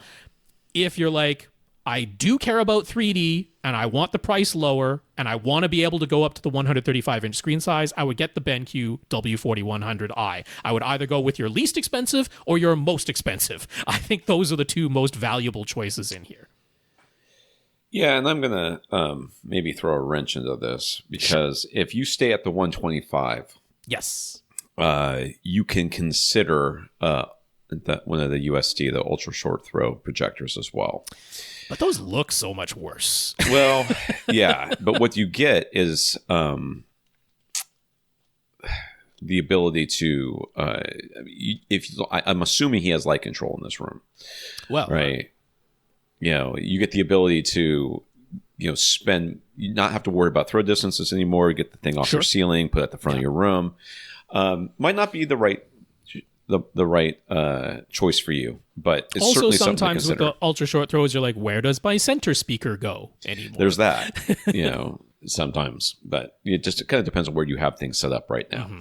So I wouldn't do it for 135. Right. They're just, none of them are really, they're not really built for a 135. I mean, there are some that can do it, but very often they actually go above your budget. So yeah, they're the ones that can do 150.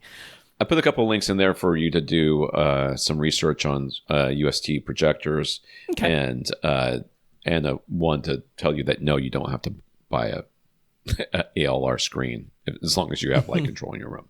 So chances are, I'm going to say, considering what you're looking at here, I would go with the JVC, but it's going to be kind of up. It's easy for me to spend that money when it's not mine. Exactly. Christian bought himself a 77-inch Samsung S95F QD OLED. Now he wants to wall mount it. Which wall mount would we recommend for it? He does not need an extending or articulating mount. Closer to flush would be better, but he does want the ability to make some small adjustments after installation. A little bit of tilt might be good to have, and he would definitely appreciate the ability to adjust it to be perfectly level and centered after installation, just in case it isn't perfectly attached to the wall on the first try. Tom wouldn't know anything about that sort of thing. No. I would not know anything about that.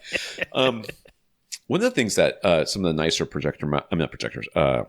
wall mounts have done recently is they've just integrated the bubble level into the mount itself. Yep. And that's one thing that you can look for when you are shopping for these things, is looking for that bubble mount right there, because it'll help you. Because a lot of times what happens is, hey, your holes in your, everything that you've got in there, they're pretty level. Everything's pretty level. But when you mount whatever it is to the wall, the torque of tightening down the screw just tilts it, because there's a little play in the in the holes that a lot of times they're like slides that you're putting your screw into.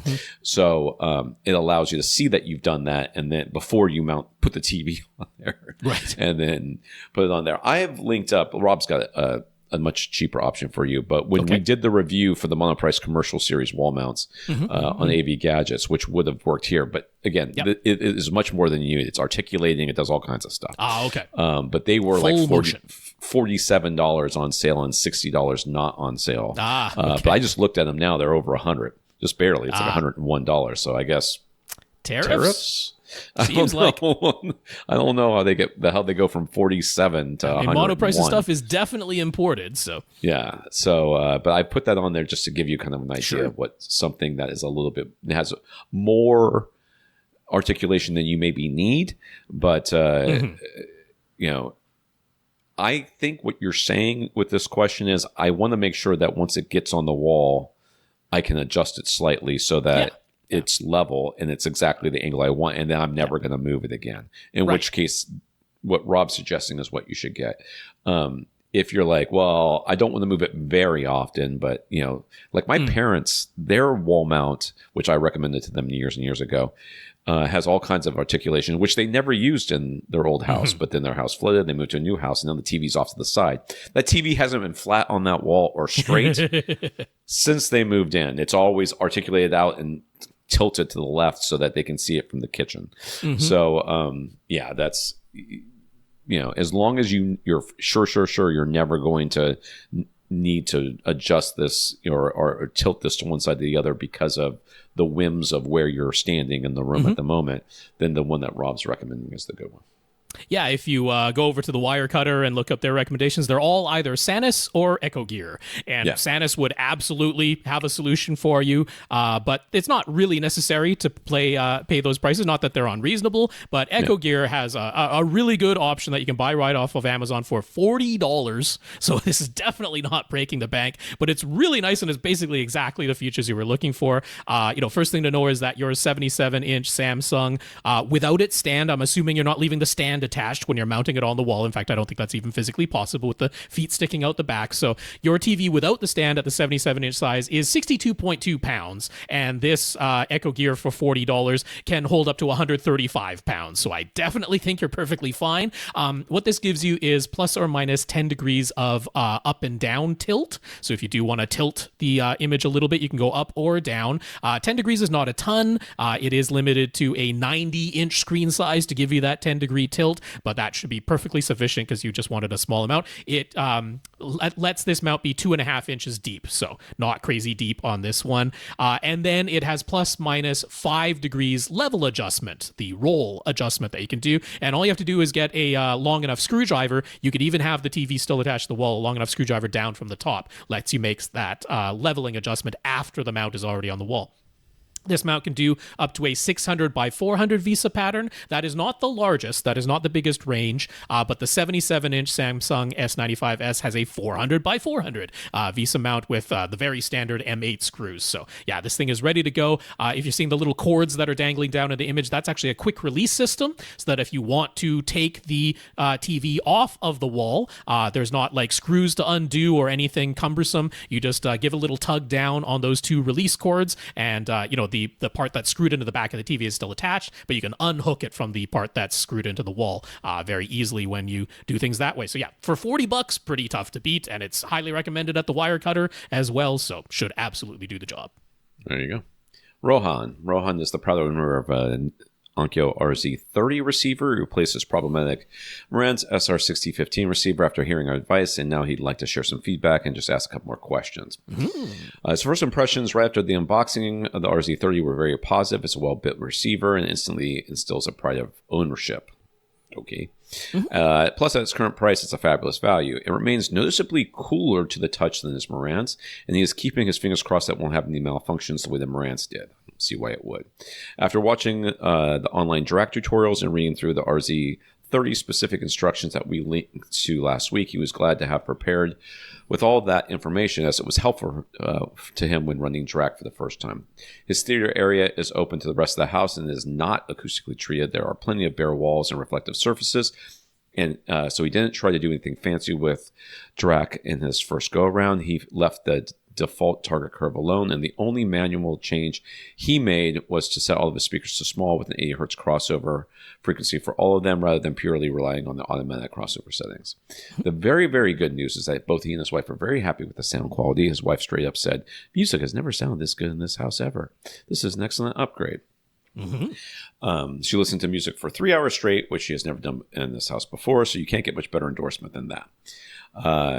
And I didn't say it that way because I was mocking her. I said it that way because I'm the whole thing of...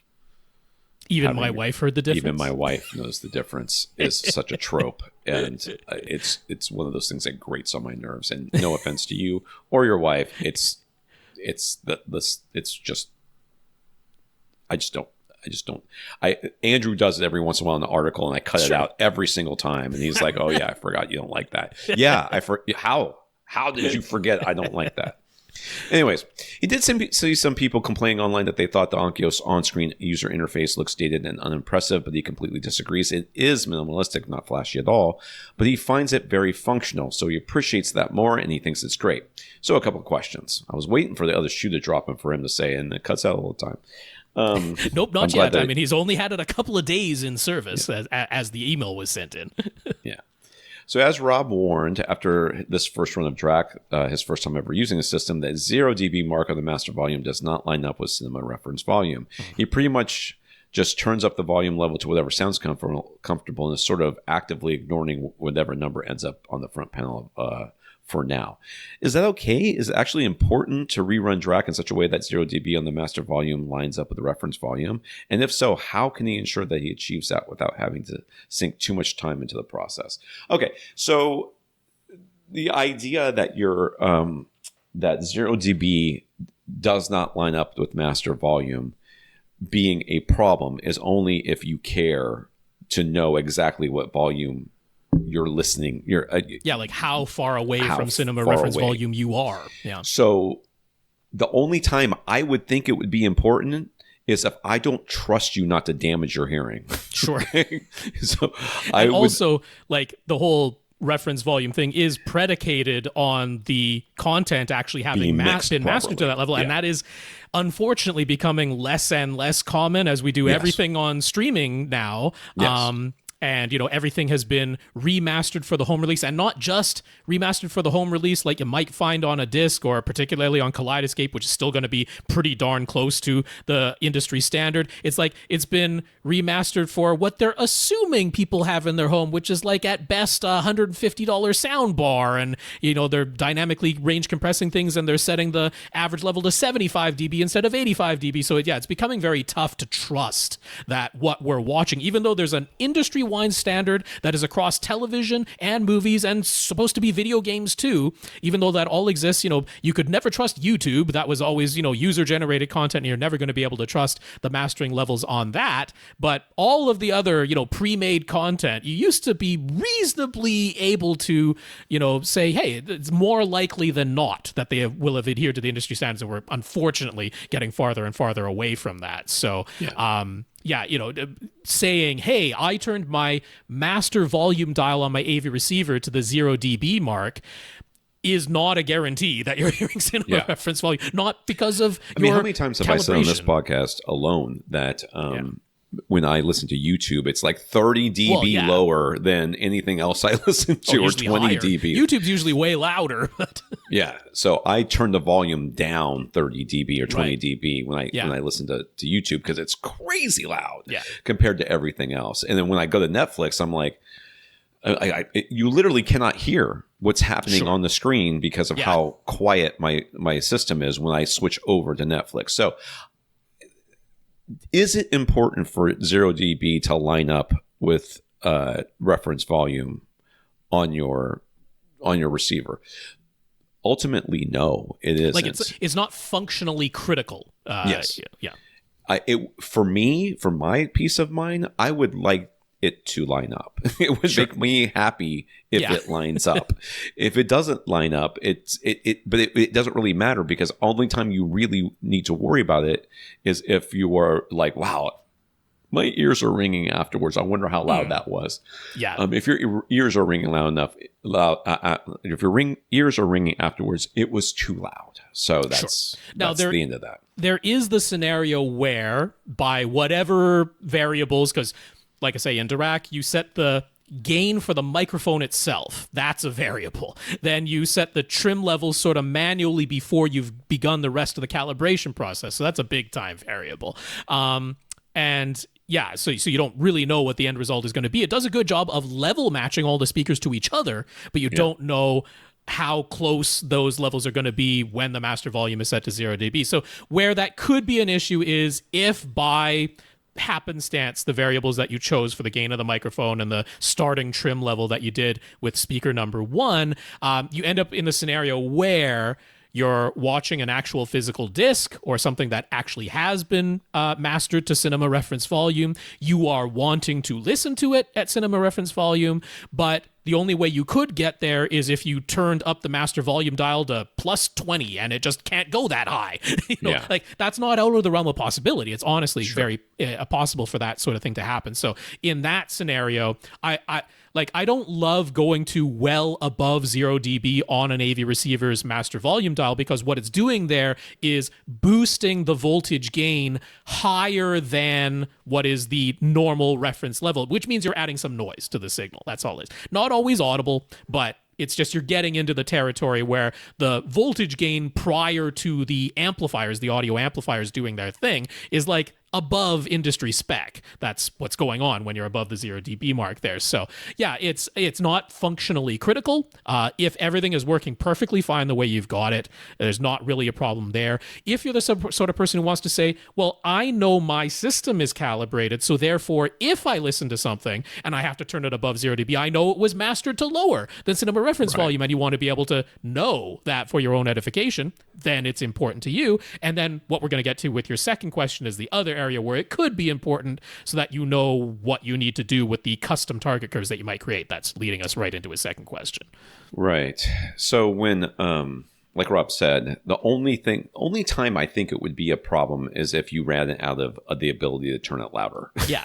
That would be the only issue that I would think that you would or if you're just finding that you always turn the master volume to, significantly above the 0 dB mark. It means you are running out of voltage headroom in that AV receiver by doing that. I would want to redo the trim levels. And I mean, you can manually do that after the fact. You can simply raise all the trim levels equally amongst all your speakers. And in Dirac's system, where it isn't doing funky things with curves of equal loudness, again, leading us into your second question, but you could do that without having to remeasure everything. If you're just like, I'm always listening to everything at plus 10, it's like, well, then just raise all your trim levels uniformly. Yeah. So did you address how to ensure that he achieves that without having to sink too much time into the process? Did you already talk about that? Oh, no. I don't know a great way other than trial and error, unfortunately. Like, it shouldn't take that many iterations. If you have something that is mastered to cinema reference volume, then you can turn it up to 0 dB and say, okay, how much above or below am I? And you can adjust your gains and rerun Dirac, and you shouldn't be too far off at that point.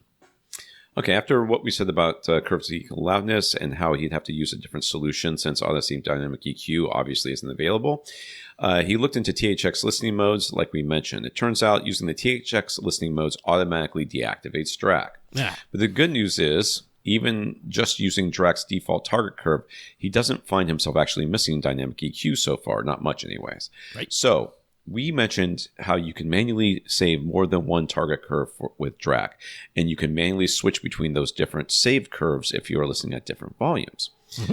So how worthwhile is it to dig into all of that? What if he just leaves well enough alone and simply carries on with the default DRAC target curve? Mm-hmm. And if he does decide to create some additional saved target curves, do we have any advice on what he should create and what would be most useful? So I will tell you that, at least in my experience, I listen to everything at the same relative volume or subjective volume. Okay. Like, the only difference is when we are having movie night, I will tend to turn things up a little bit louder. Sure. If I'm watching something by myself, I will turn things up a little bit louder. But when we are in a room together, right? When we are in the room together, I am always listening with the same relative or subjective volume across all the different apps that I'm using.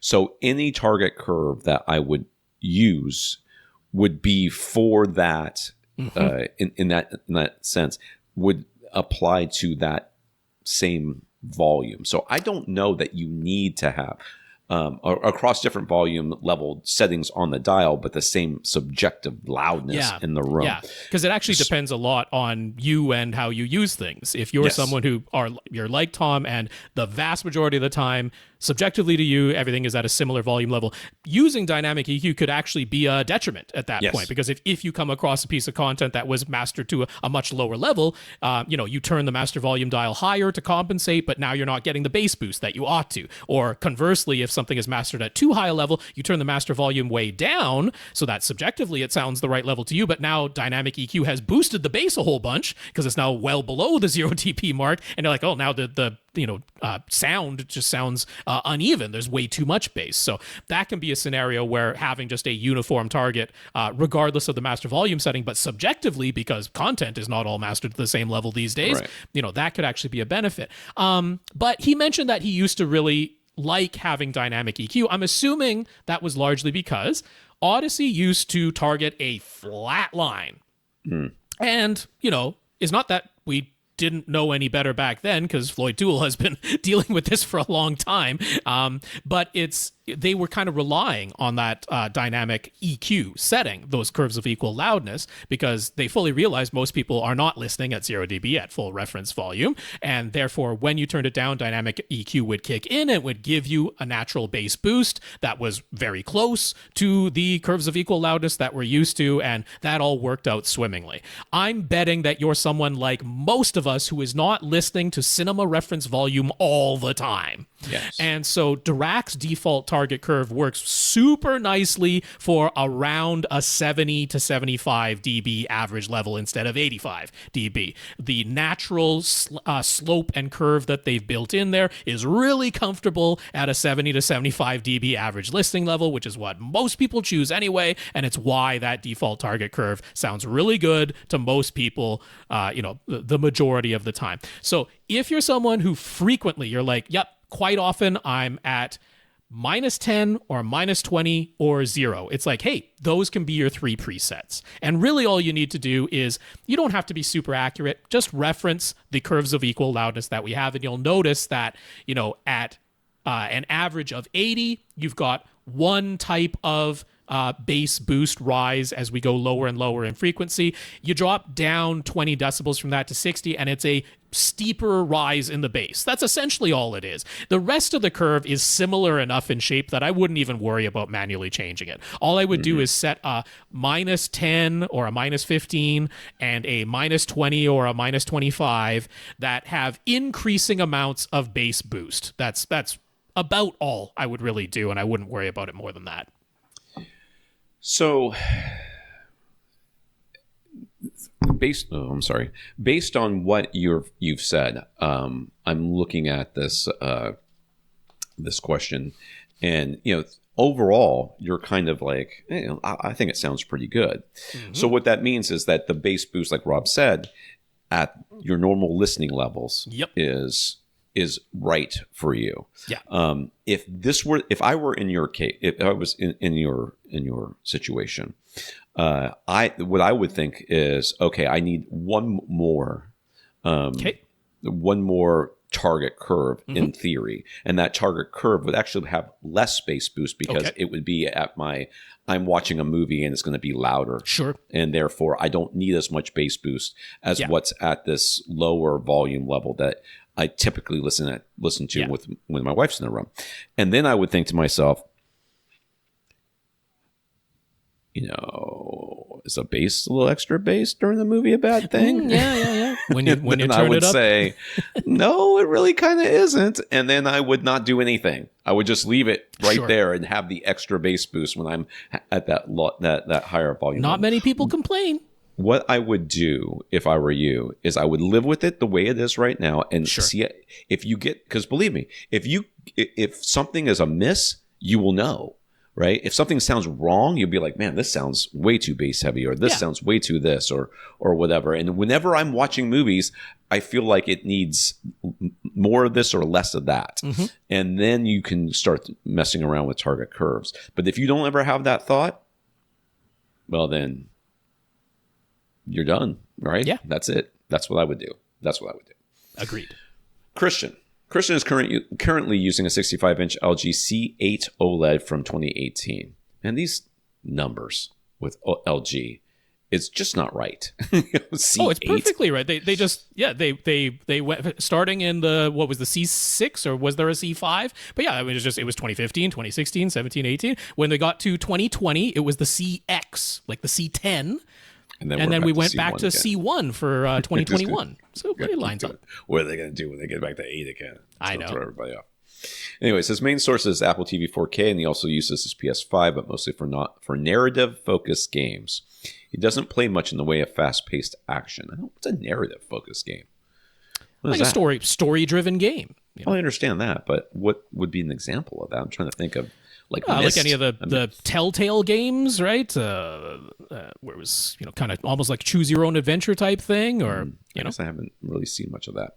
At the moment, he's about 8 feet from eyes to screen, but some things are getting moved around and repositioned. He's going to end up 9 feet from eyes to screen when all is said and done. It's a living room setup. He does have dark drapes over all the windows, but it's not a bat cave. It's still a normal living space in a normal living room. He's thinking he'd like to go up in screen size, especially given the increase in viewing distance that he's going to have. And of course, any larger TV would also be a newer model from either this year or last year, probably. Mm-hmm. Can't really picture going with anything other than an OLED, but he's trying to figure out what will deliver the highest value for his purchase. So he's got a 65-inch right now? He got a 65-inch. From 2018. So let's say he goes from 65-inch LG C8 to a 77-inch LG C5. It sounds like he's going down. And it sounds like he's going backwards. It is newer. Stupid LG and their stupid numbers. Aside from the screen size increase, is he really going to notice an obvious performance upgrade, or would it only be a small incremental bump that would require a side-by-side comparison to notice? And then what about going up to an 83-inch OLED, but dropping down to the B series to keep it affordable? Is there a big noticeable difference between the C5 and the B5? And what about the B4? Before what? Would that simply feel like exactly the same TV as what he has now, just bigger? Or would it actually feel like a sufficient upgrade that even if it weren't any bigger, it would feel like an improvement over a C8? C8 is 2018. There's no way that these TVs today aren't brighter. And well, I mean, the big question HDR. is, are you someone who adheres to anything close to standard dynamic range standards? That's true. Because if you are, I mean, I'm not saying you have to be, but if you're like, even if you go for, this is a living room, not a blacked out room, so you go for 200 nits for SDR peak white. All of them can do that. Black was always infinitely black from the beginning with OLED. Right. So you can't get much darker than not having light coming out of the pixel. So at that point, it is smaller things. There are things that have improved, like gradient handling, and anything dirty screen effect or the little color bands that you had on some of the original, the earlier models before they switched to deuterium, heavy hydrogen instead of regular hydrogen. But it's like the overall change from when you went to whatever you had before your C8 to having a C8, none of these are going to be anywhere near that kind of difference. None of them after the C8 is gone and you're looking at your new C5 or B4, are you going to be like, this is a wildly different TV watching experience, right? It's like, no, it's mostly the same no matter what you get. But in HDR, definitely they have gotten brighter in peak light output. Even the B4 is going to be brighter. The B4 is basically take the G series from 3 years ago, and that's what the B series looks like this year. And the C series is like the G series from 2 years ago. That's more or less what's been going on with LG's lineup. So this is like the B4 is like a 2021 G series, which was definitely brighter in HDR than your C8. But like I say, if you've been targeting 200 nits peak white for standard dynamic range the whole time, none of them are going to look drastically different from each other. So ultimately, I think this is pretty simple.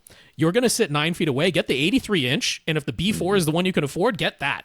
You will not be disappointed. You're not going to be left wanting that, oh my goodness, if I had only gotten the C5, it would have been such a different experience. Absolutely not. They are way more similar than different at this point.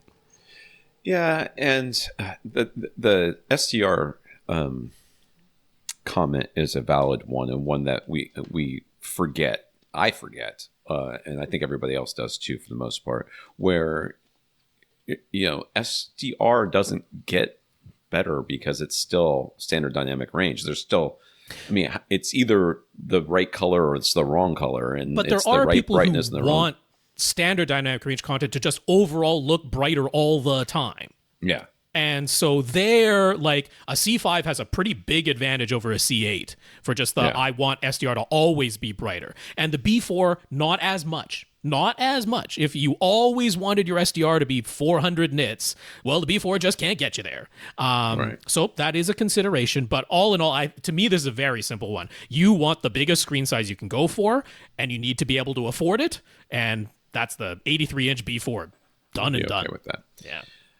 Patrick, already after our discussion last week, Patrick got to work trying to troubleshoot the loud, high-frequency distortion that he heard when he was watching The Sound of Music on Disney Plus via his Roku 4K streaming service. As a reminder, at first it was only sounding distorted in the center speaker, but then his front right speaker also had some audible high-frequency distortion, but then that went away, and we had questions of our own, so he's going to answer some of those now. Yes. So, he had heard some distortion once before. It was when he was watching Wednesday on Netflix, but it wasn't as bad as when he heard the distortion during The Sound of Music, and it went away and didn't come back again while he was watching Wednesday, so he figured it was just a glitch at the time. On our advice, he went back and streamed The Sound of Music again, and guess what? No distortion. He remembered some specific scenes where the distortion had been really bad, but now those same clips play just fine, and he has not had any audible distortion with anything else since watching The Sound of Music. He already paid for Odyssey Multi-Q X, so he used that to play some sweeps and view some measurements. There were no audible problems from any of his speakers, and the graphs all looked normal, so it's probably not a damaged tweeter in any of his speakers, right? That would seem very unlikely at this point. Yes, that would seem unlikely. But he does have a completely different pair of speakers on hand, and he even has a spare Emotiva Bass A500 amplifier. So if the distortion ever shows up again, he should be able to test if changing out the amplifier or changing out the offending speaker makes any difference. But for now, the actual culprit remains a bit of a mystery, which is unsatisfying. He doesn't want to always have it in the back of his mind that this audible distortion could randomly return at any time. So do we have any further advice about how he might be able to track down the true cause so they can have some peace of mind? It's a speaker wire. There's just no world in which I do not think it's a speaker wire. It's a speaker wire. I would be shocked if it wasn't a speaker wire.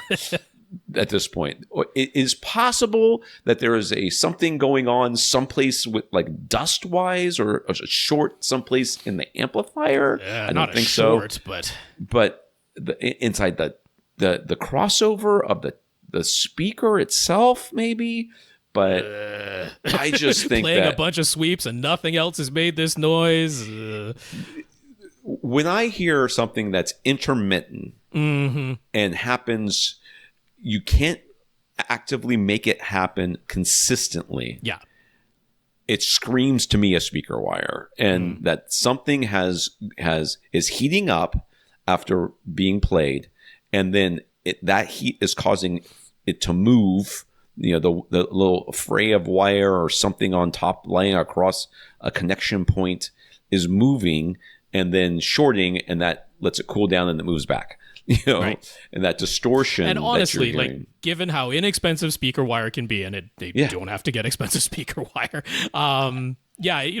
just for feeling like you did something but not spending a whole bunch of money needlessly, like, you don't even have to buy a new speaker wire. You can just re-terminate everything and, do it nice and carefully. Maybe you get yourself some new banana plugs. Maybe your old banana plugs are just the standard compression banana plugs, and they're not quite as tight as they were when they were brand new, and banana plugs don't have to be expensive. I love the rebranded Sewell ones that Amazon Basics is selling, and those you can get cheap as chips. And so, do that for yourself. I think you'll feel better. I doubt this noise is going to be a problem. The only other thing is, maybe it was what we mentioned at the end last week, which is, could this be a wireless interference somewhere, which is maybe nothing to do with your house even, or it could be something else in your house. But yeah, there's not much else that it could be at this point. So I know that is a bit unsatisfying, but I think that's all you can do at this point.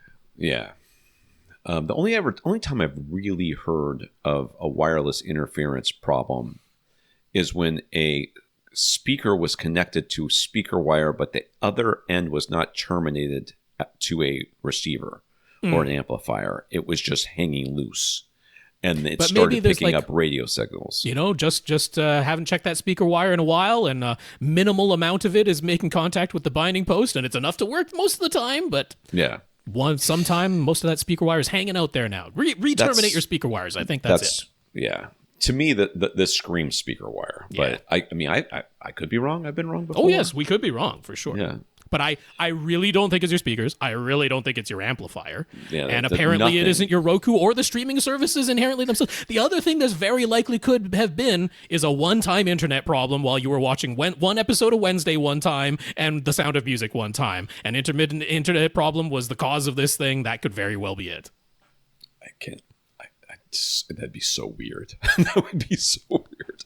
All right, Rob in Canada. Different Rob, but still in Canada. Apparently, they allow more than one of you there, which seems ill-advised. Rob recently bought a pair of KEF LSX2 LT from his local Costco. He wants to use them with his Sony PS LX310 BT turntable, but he discovered a problem. This less expensive LT version of the KEF LSX2 speakers does not have any sort of analog audio input. Didn't this question just come in? Yeah, I feel like I just saw this. I reordered things a little bit because I left the completely open-ended and not what should I buy questions until the very end. Okay. His turntable can output a wireless Bluetooth signal, so he was able to get sound that way for the time being, but he would really prefer to use a wired connection. What's the least complicated way for him to do that? Or does he need to return the LSX2 LT speakers and pay more for the non-LT LS2 speakers, which do have stereo analog input? So the easiest way is to get some sort of converter. So what does it have? It has so on the back of the LSX2 LT, all of its inputs are digital. Including Bluetooth is digital as well, of course. Sure. But all of its physical connections are digital. So it's got an optical SPDIF input that you could use. It has a USB-C, which can accept audio. And then it's got an HDMI ARC port. But yeah, like I say, all digital. Now, I was looking at the back of this Sony turntable, and it has a USB-B output. And there's a possibility that if you used a USB-B to USB-C cable, that could be the solution. But Sony warns that USB-B output on their turntable is meant to interface with either a Mac or a PC. They warn that it's not going to work properly with Linux, so it is operating system dependent, and I don't know what operating system is running those KEF speakers and whether it's compatible with the digital output from the USB ports. So it's not a guarantee. What is a guarantee is that this Sony turntable has a hardwired white and red RCA analog stereo output jack, and it has a switch on the back that lets you choose phono level output, the very, very weak signal that would require a phono preamp, or a line level signal because it has a phono preamp built in, but it's optional for you to use it. So you've got nowhere to plug those red and white analog cables, but you can get line level out directly from the turntable. No phono preamp necessary. Just flick the switch to line level on the back of the Sony. So once you do that, all you need is an analog to digital converter that'll take red and white analog and turn it into an optical SPDIF output. So this is Amazon Canada. Since this Rob is also in Canada, it's $32 for a completely competent analog to digital converter that you can buy right off of Amazon and have it to you in a day or two. So this is not an expensive one. You will need to buy a Toslink cable if you don't have one, though. That's the other thing you're going to need to buy, but that's it. That's all you need. So, on a completely different topic, he's going to run a place that offers golf simulators for his company's Christmas party next month. He checked out the place, and they have 9 projector setups. They just have a PC for each and an HDMI cable from each PC to each projector. Nothing crazy complicated. What he wants to do when he rents the place and gets there is to leave 4 or 5 of these golf simulators as they are so people can golf. But then he wants to unplug the HDMI cords from the other 4 or 5 computers and plug those into different sources and have those sources displayed on the projectors. He's thinking an NFL game on 1, a movie on 2, and maybe a couple of game systems. The issue is that none of the 9 projector setups has an audio system, so he needs 4 or 5 easy speaker setups. And since the one source device mostly have nothing but an HDMI output, streaming sticks, mini retro game consoles, or whatever, the speakers need to have HDMI in with HDMI video pass-through. He doesn't want to go crazy with the price, but he could buy something like an HDMI splitter or audio extractor for each setup. But the easier and cheaper, the better here. Is there anything we can recommend? I would recommend contacting that company and see if they're going to even let you touch those HDMI cables. Yeah, and also I would not.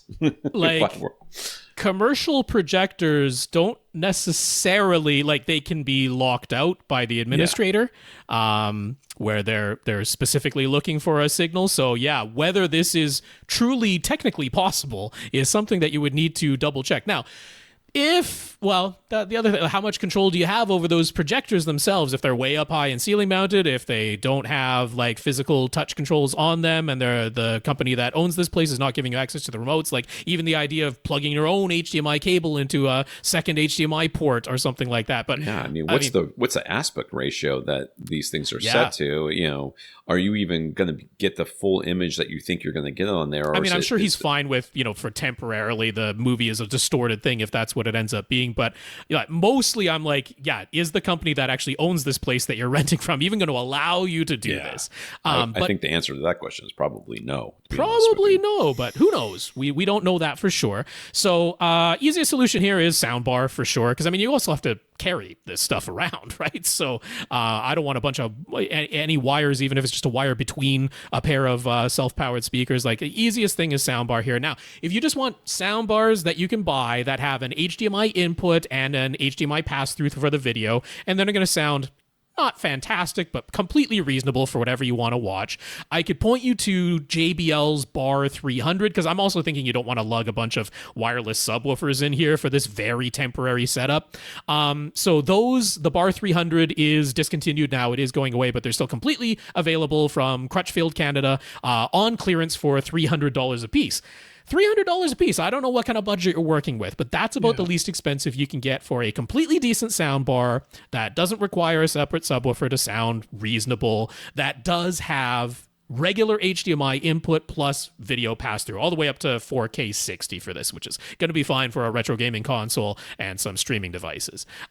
So if that is simply too much money, and I wouldn't blame you whatsoever if it were, then you are going to have to go to a cheaper soundbar that does not have an HDMI input with video pass-through, which is going to necessitate that you do have an HDMI audio extractor. Now, thankfully, those are very inexpensive. There's a very good one for $40, plus right now they're doing a 5% off coupon that is going to handle everything you could possibly need. So you just plug the HDMI from the source into one side, and then you can have an optical Toslink connection for the audio separate from the HDMI video output. Again, this is going to be limited to 4K 60, not 4K 120, but I don't see that as a problem. So yeah, you're getting 4 or 5 of these, and then to that, I would go and grab on pre-Black Friday sale from Best Buy the cheapest reasonable redeemable soundbar that's out there, which is TCL's S4BH. Normally it's $150. They're Black Friday sailing it for $90 a piece. It does not have an HDMI input, but it has an optical input, so you combine that with the $40 extractor, which you can actually take a couple bucks off for that, and you are well under the $300 price for the combined on each of those, and it's not a particularly complicated setup.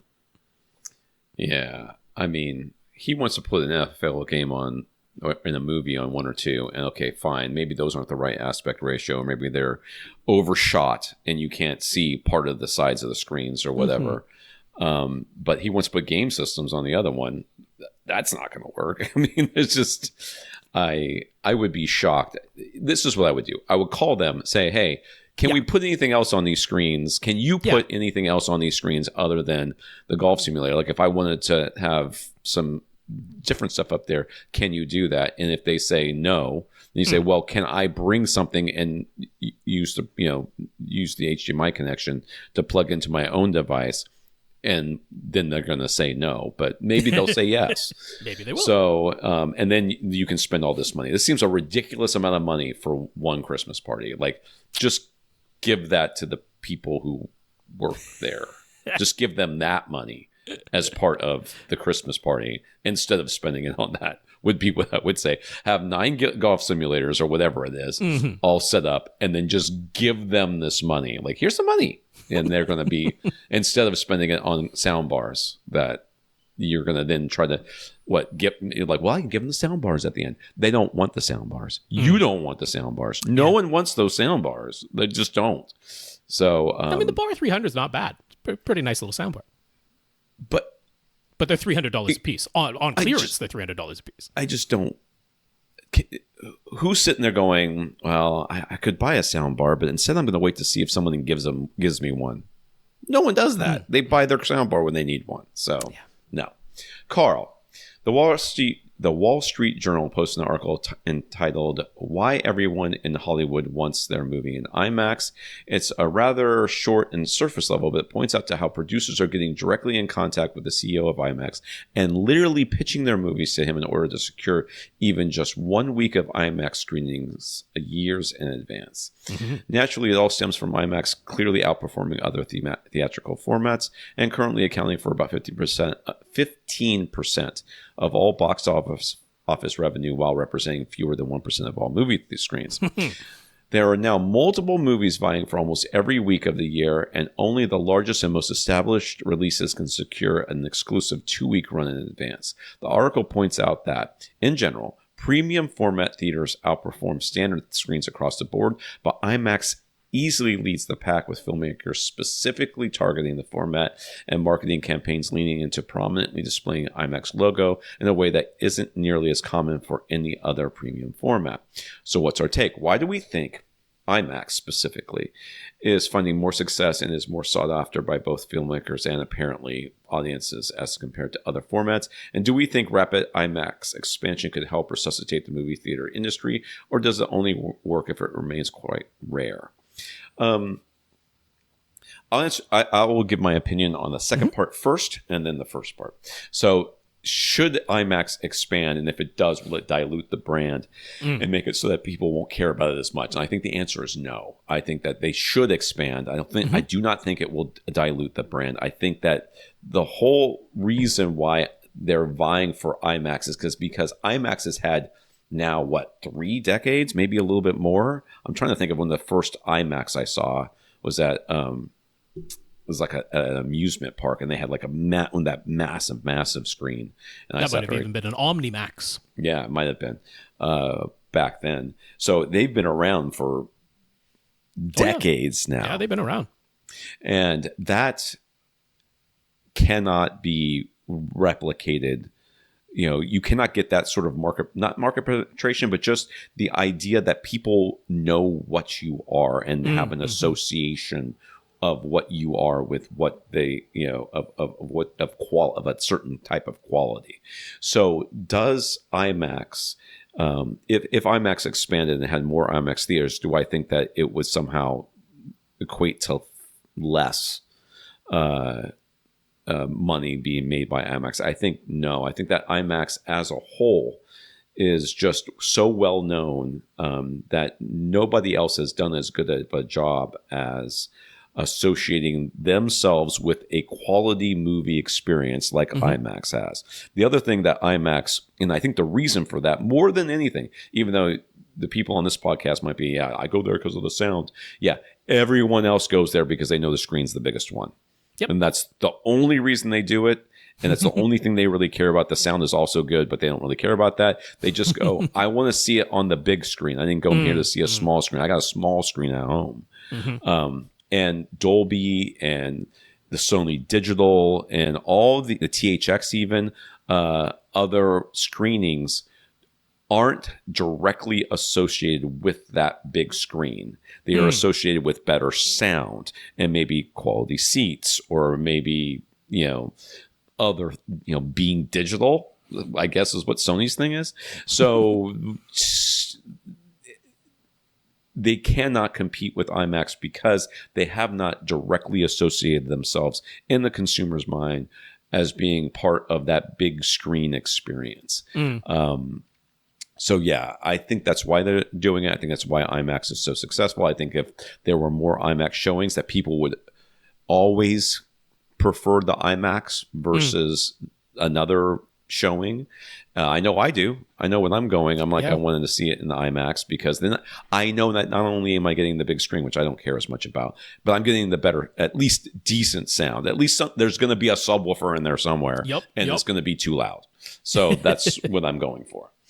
Yeah. So I mean, I predominantly agree. Just to throw a slightly different viewpoint on this, like where IMAX could get themselves into trouble and could start diluting the brand and the value that consumers associate with going to an IMAX screening is if, in the effort to expand rapidly, they start lowering the standards of each of the new theaters, right? If they start, because I mean, there was the whole thing with when they started converting existing theaters and branding them as IMAX, and that's when digital IMAX first began. And people listening to this podcast, many of them will recall the whole LIMAX thing, where people said that's not IMAX, it's LIMAX. It's not the 1.43 to 1 aspect ratio, which was full IMAX and really only still exists in the handful of theaters that still have actual film IMAX projectors, and then the Grand Theater digital IMAX theaters. They're the only ones that have that complete 1.43 to 1 squarer aspect ratio. There are many, many more digital IMAX theaters with the 1.9 to 1 aspect ratio, which is taller than what most people think of for the majority of movies, but it's really, I mean, it's actually slightly shorter than the 1.89 to 1 aspect ratio that others can have. So yeah, I mean, it is the sheer size of the screen. And so if they start diluting it to where they're converting more existing theaters that don't have the ceiling height to really put in a monster screen, and people start saying, well, I'm going to this thing that says it's IMAX and they're charging me more for the ticket, but it's really not very different from any of the other theaters in this Cineplex. It's like that would be a problem, right? So they can't be overly hasty and they can't lower their standards too much. The IMAX theater, and I think it would be wise to have a maximum of 2 in any multiplex. I think you start having more than 2 IMAX theaters in a multiplex, and it does start to lose a little bit of the cachet, and it does start to get harder to charge a premium for that IMAX ticket. But I think it would be actually to their benefit to start having more locations that have 2, because there are so many movies, and it's like, if you really can only see the IMAX version of a movie for 1 week, it's like, that almost starts being a detriment, right? It starts being like, well, now I'm not even going to bother trying to go to the IMAX screening because either it's full or it's just like, look, sometimes you have other things scheduled for 1 week in your life. That's right. So I think it would be to their benefit to start having more theaters and to have 2 per multiplex, or at least, within drivable distance, have 2 that aren't showing the exact same movie. Like, it kind of bothers me that I've got 4 IMAX theaters within drivable distance of my area, but they always all show the exact same movie. there's no differentiation. It's like, I got 4 within driving distance. One of them could be showing a different IMAX movie. Right, they're all showing the brand new release, and it's the big budget one, and then you're like, but it's because okay. it's only there for 1 week. And so it's in all 4 of those IMAXs for 1 week, and then it's gone, and the next one's in. It's like, sometimes I can't make it to the movie theater for 1 week. So, I think they actually need more, but don't lower the quality. Don't give up and lower the quality too much in the pursuit of that. Don't be too hasty about it. But yeah, it is. Tom's absolutely right. I mean, I appreciate that they have some standard for the sound because the regular theaters absolutely do not. The standard theaters do not. There is some standard level that they go for the sound. I really appreciate it, but it's all about the monster screen, and they said it right in the article, and they're absolutely right. They're like, the filmmakers get excited about it because they're like, it is the most different from what you have at home. Yes.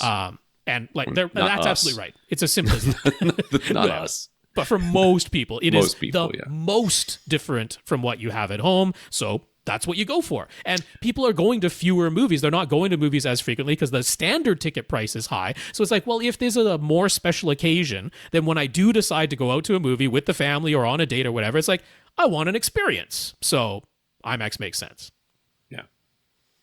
I mean, even you and I who have, fields of view that are excessive compared to most people, sound systems that are at least as good as anything in any other. Definitely ridiculous in my case for the size of room that I have. Yes. We go, well, I mean, if I'm going to go see it, I'm going to go see it.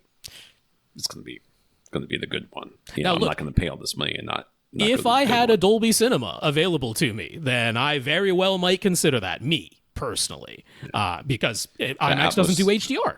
Right? Yeah, Atmos theaters, yeah. Atmos and HDR, again, but it's like definitely out of what is, and then that aspect ratio, like, it does matter to me personally. I'm like, if this thing was shot with IMAX cameras, I want to see it in IMAX. I don't want it cropped at the top and bottom. I want to see the full aspect ratio. So they have that advantage too. Like Screen X, where they just made it, I mean, it's essentially Cinerama all over again, right? It's 3 projectors. So you got 2 projectors that are just coming down the sides of the theater. It's like, there's so little, when you see a lot of the movies that are showing in Screen X, it's like, it's literally just a motion JPEG in those other 2, like most of the movie, because they did not film it that wide. Right. So they're just generating something to film, or sometimes they're blank. Sometimes those screens are blank. It's like, it's a waste. But IMAX, because they've gotten in, like, it's a whole thing that is like self-perpetuating at this point. They've gotten in enough with the filmmakers that there are enough filmmakers saying, hey, I'm actually going to film it for IMAX. I'm going to film it in the taller aspect ratio. I'm going to use IMAX cameras to do it. And it's like, so then to get that experience as an audience member, I got to go to the IMAX theater, and it just keeps going. So as long as they keep their standards up, I think they're in really good shape.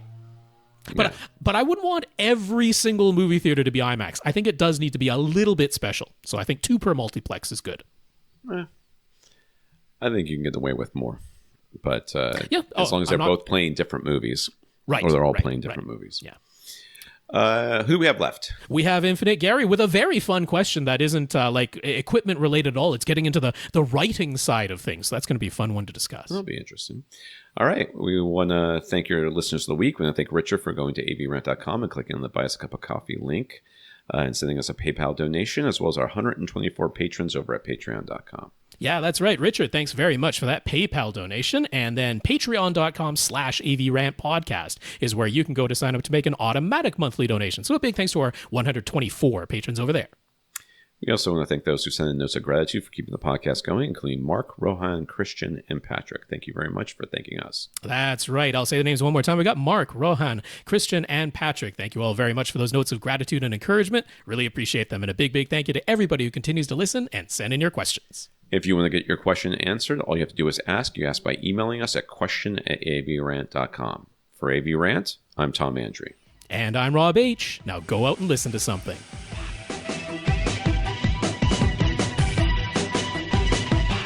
Want your question answered? Send it to question@avrant.com.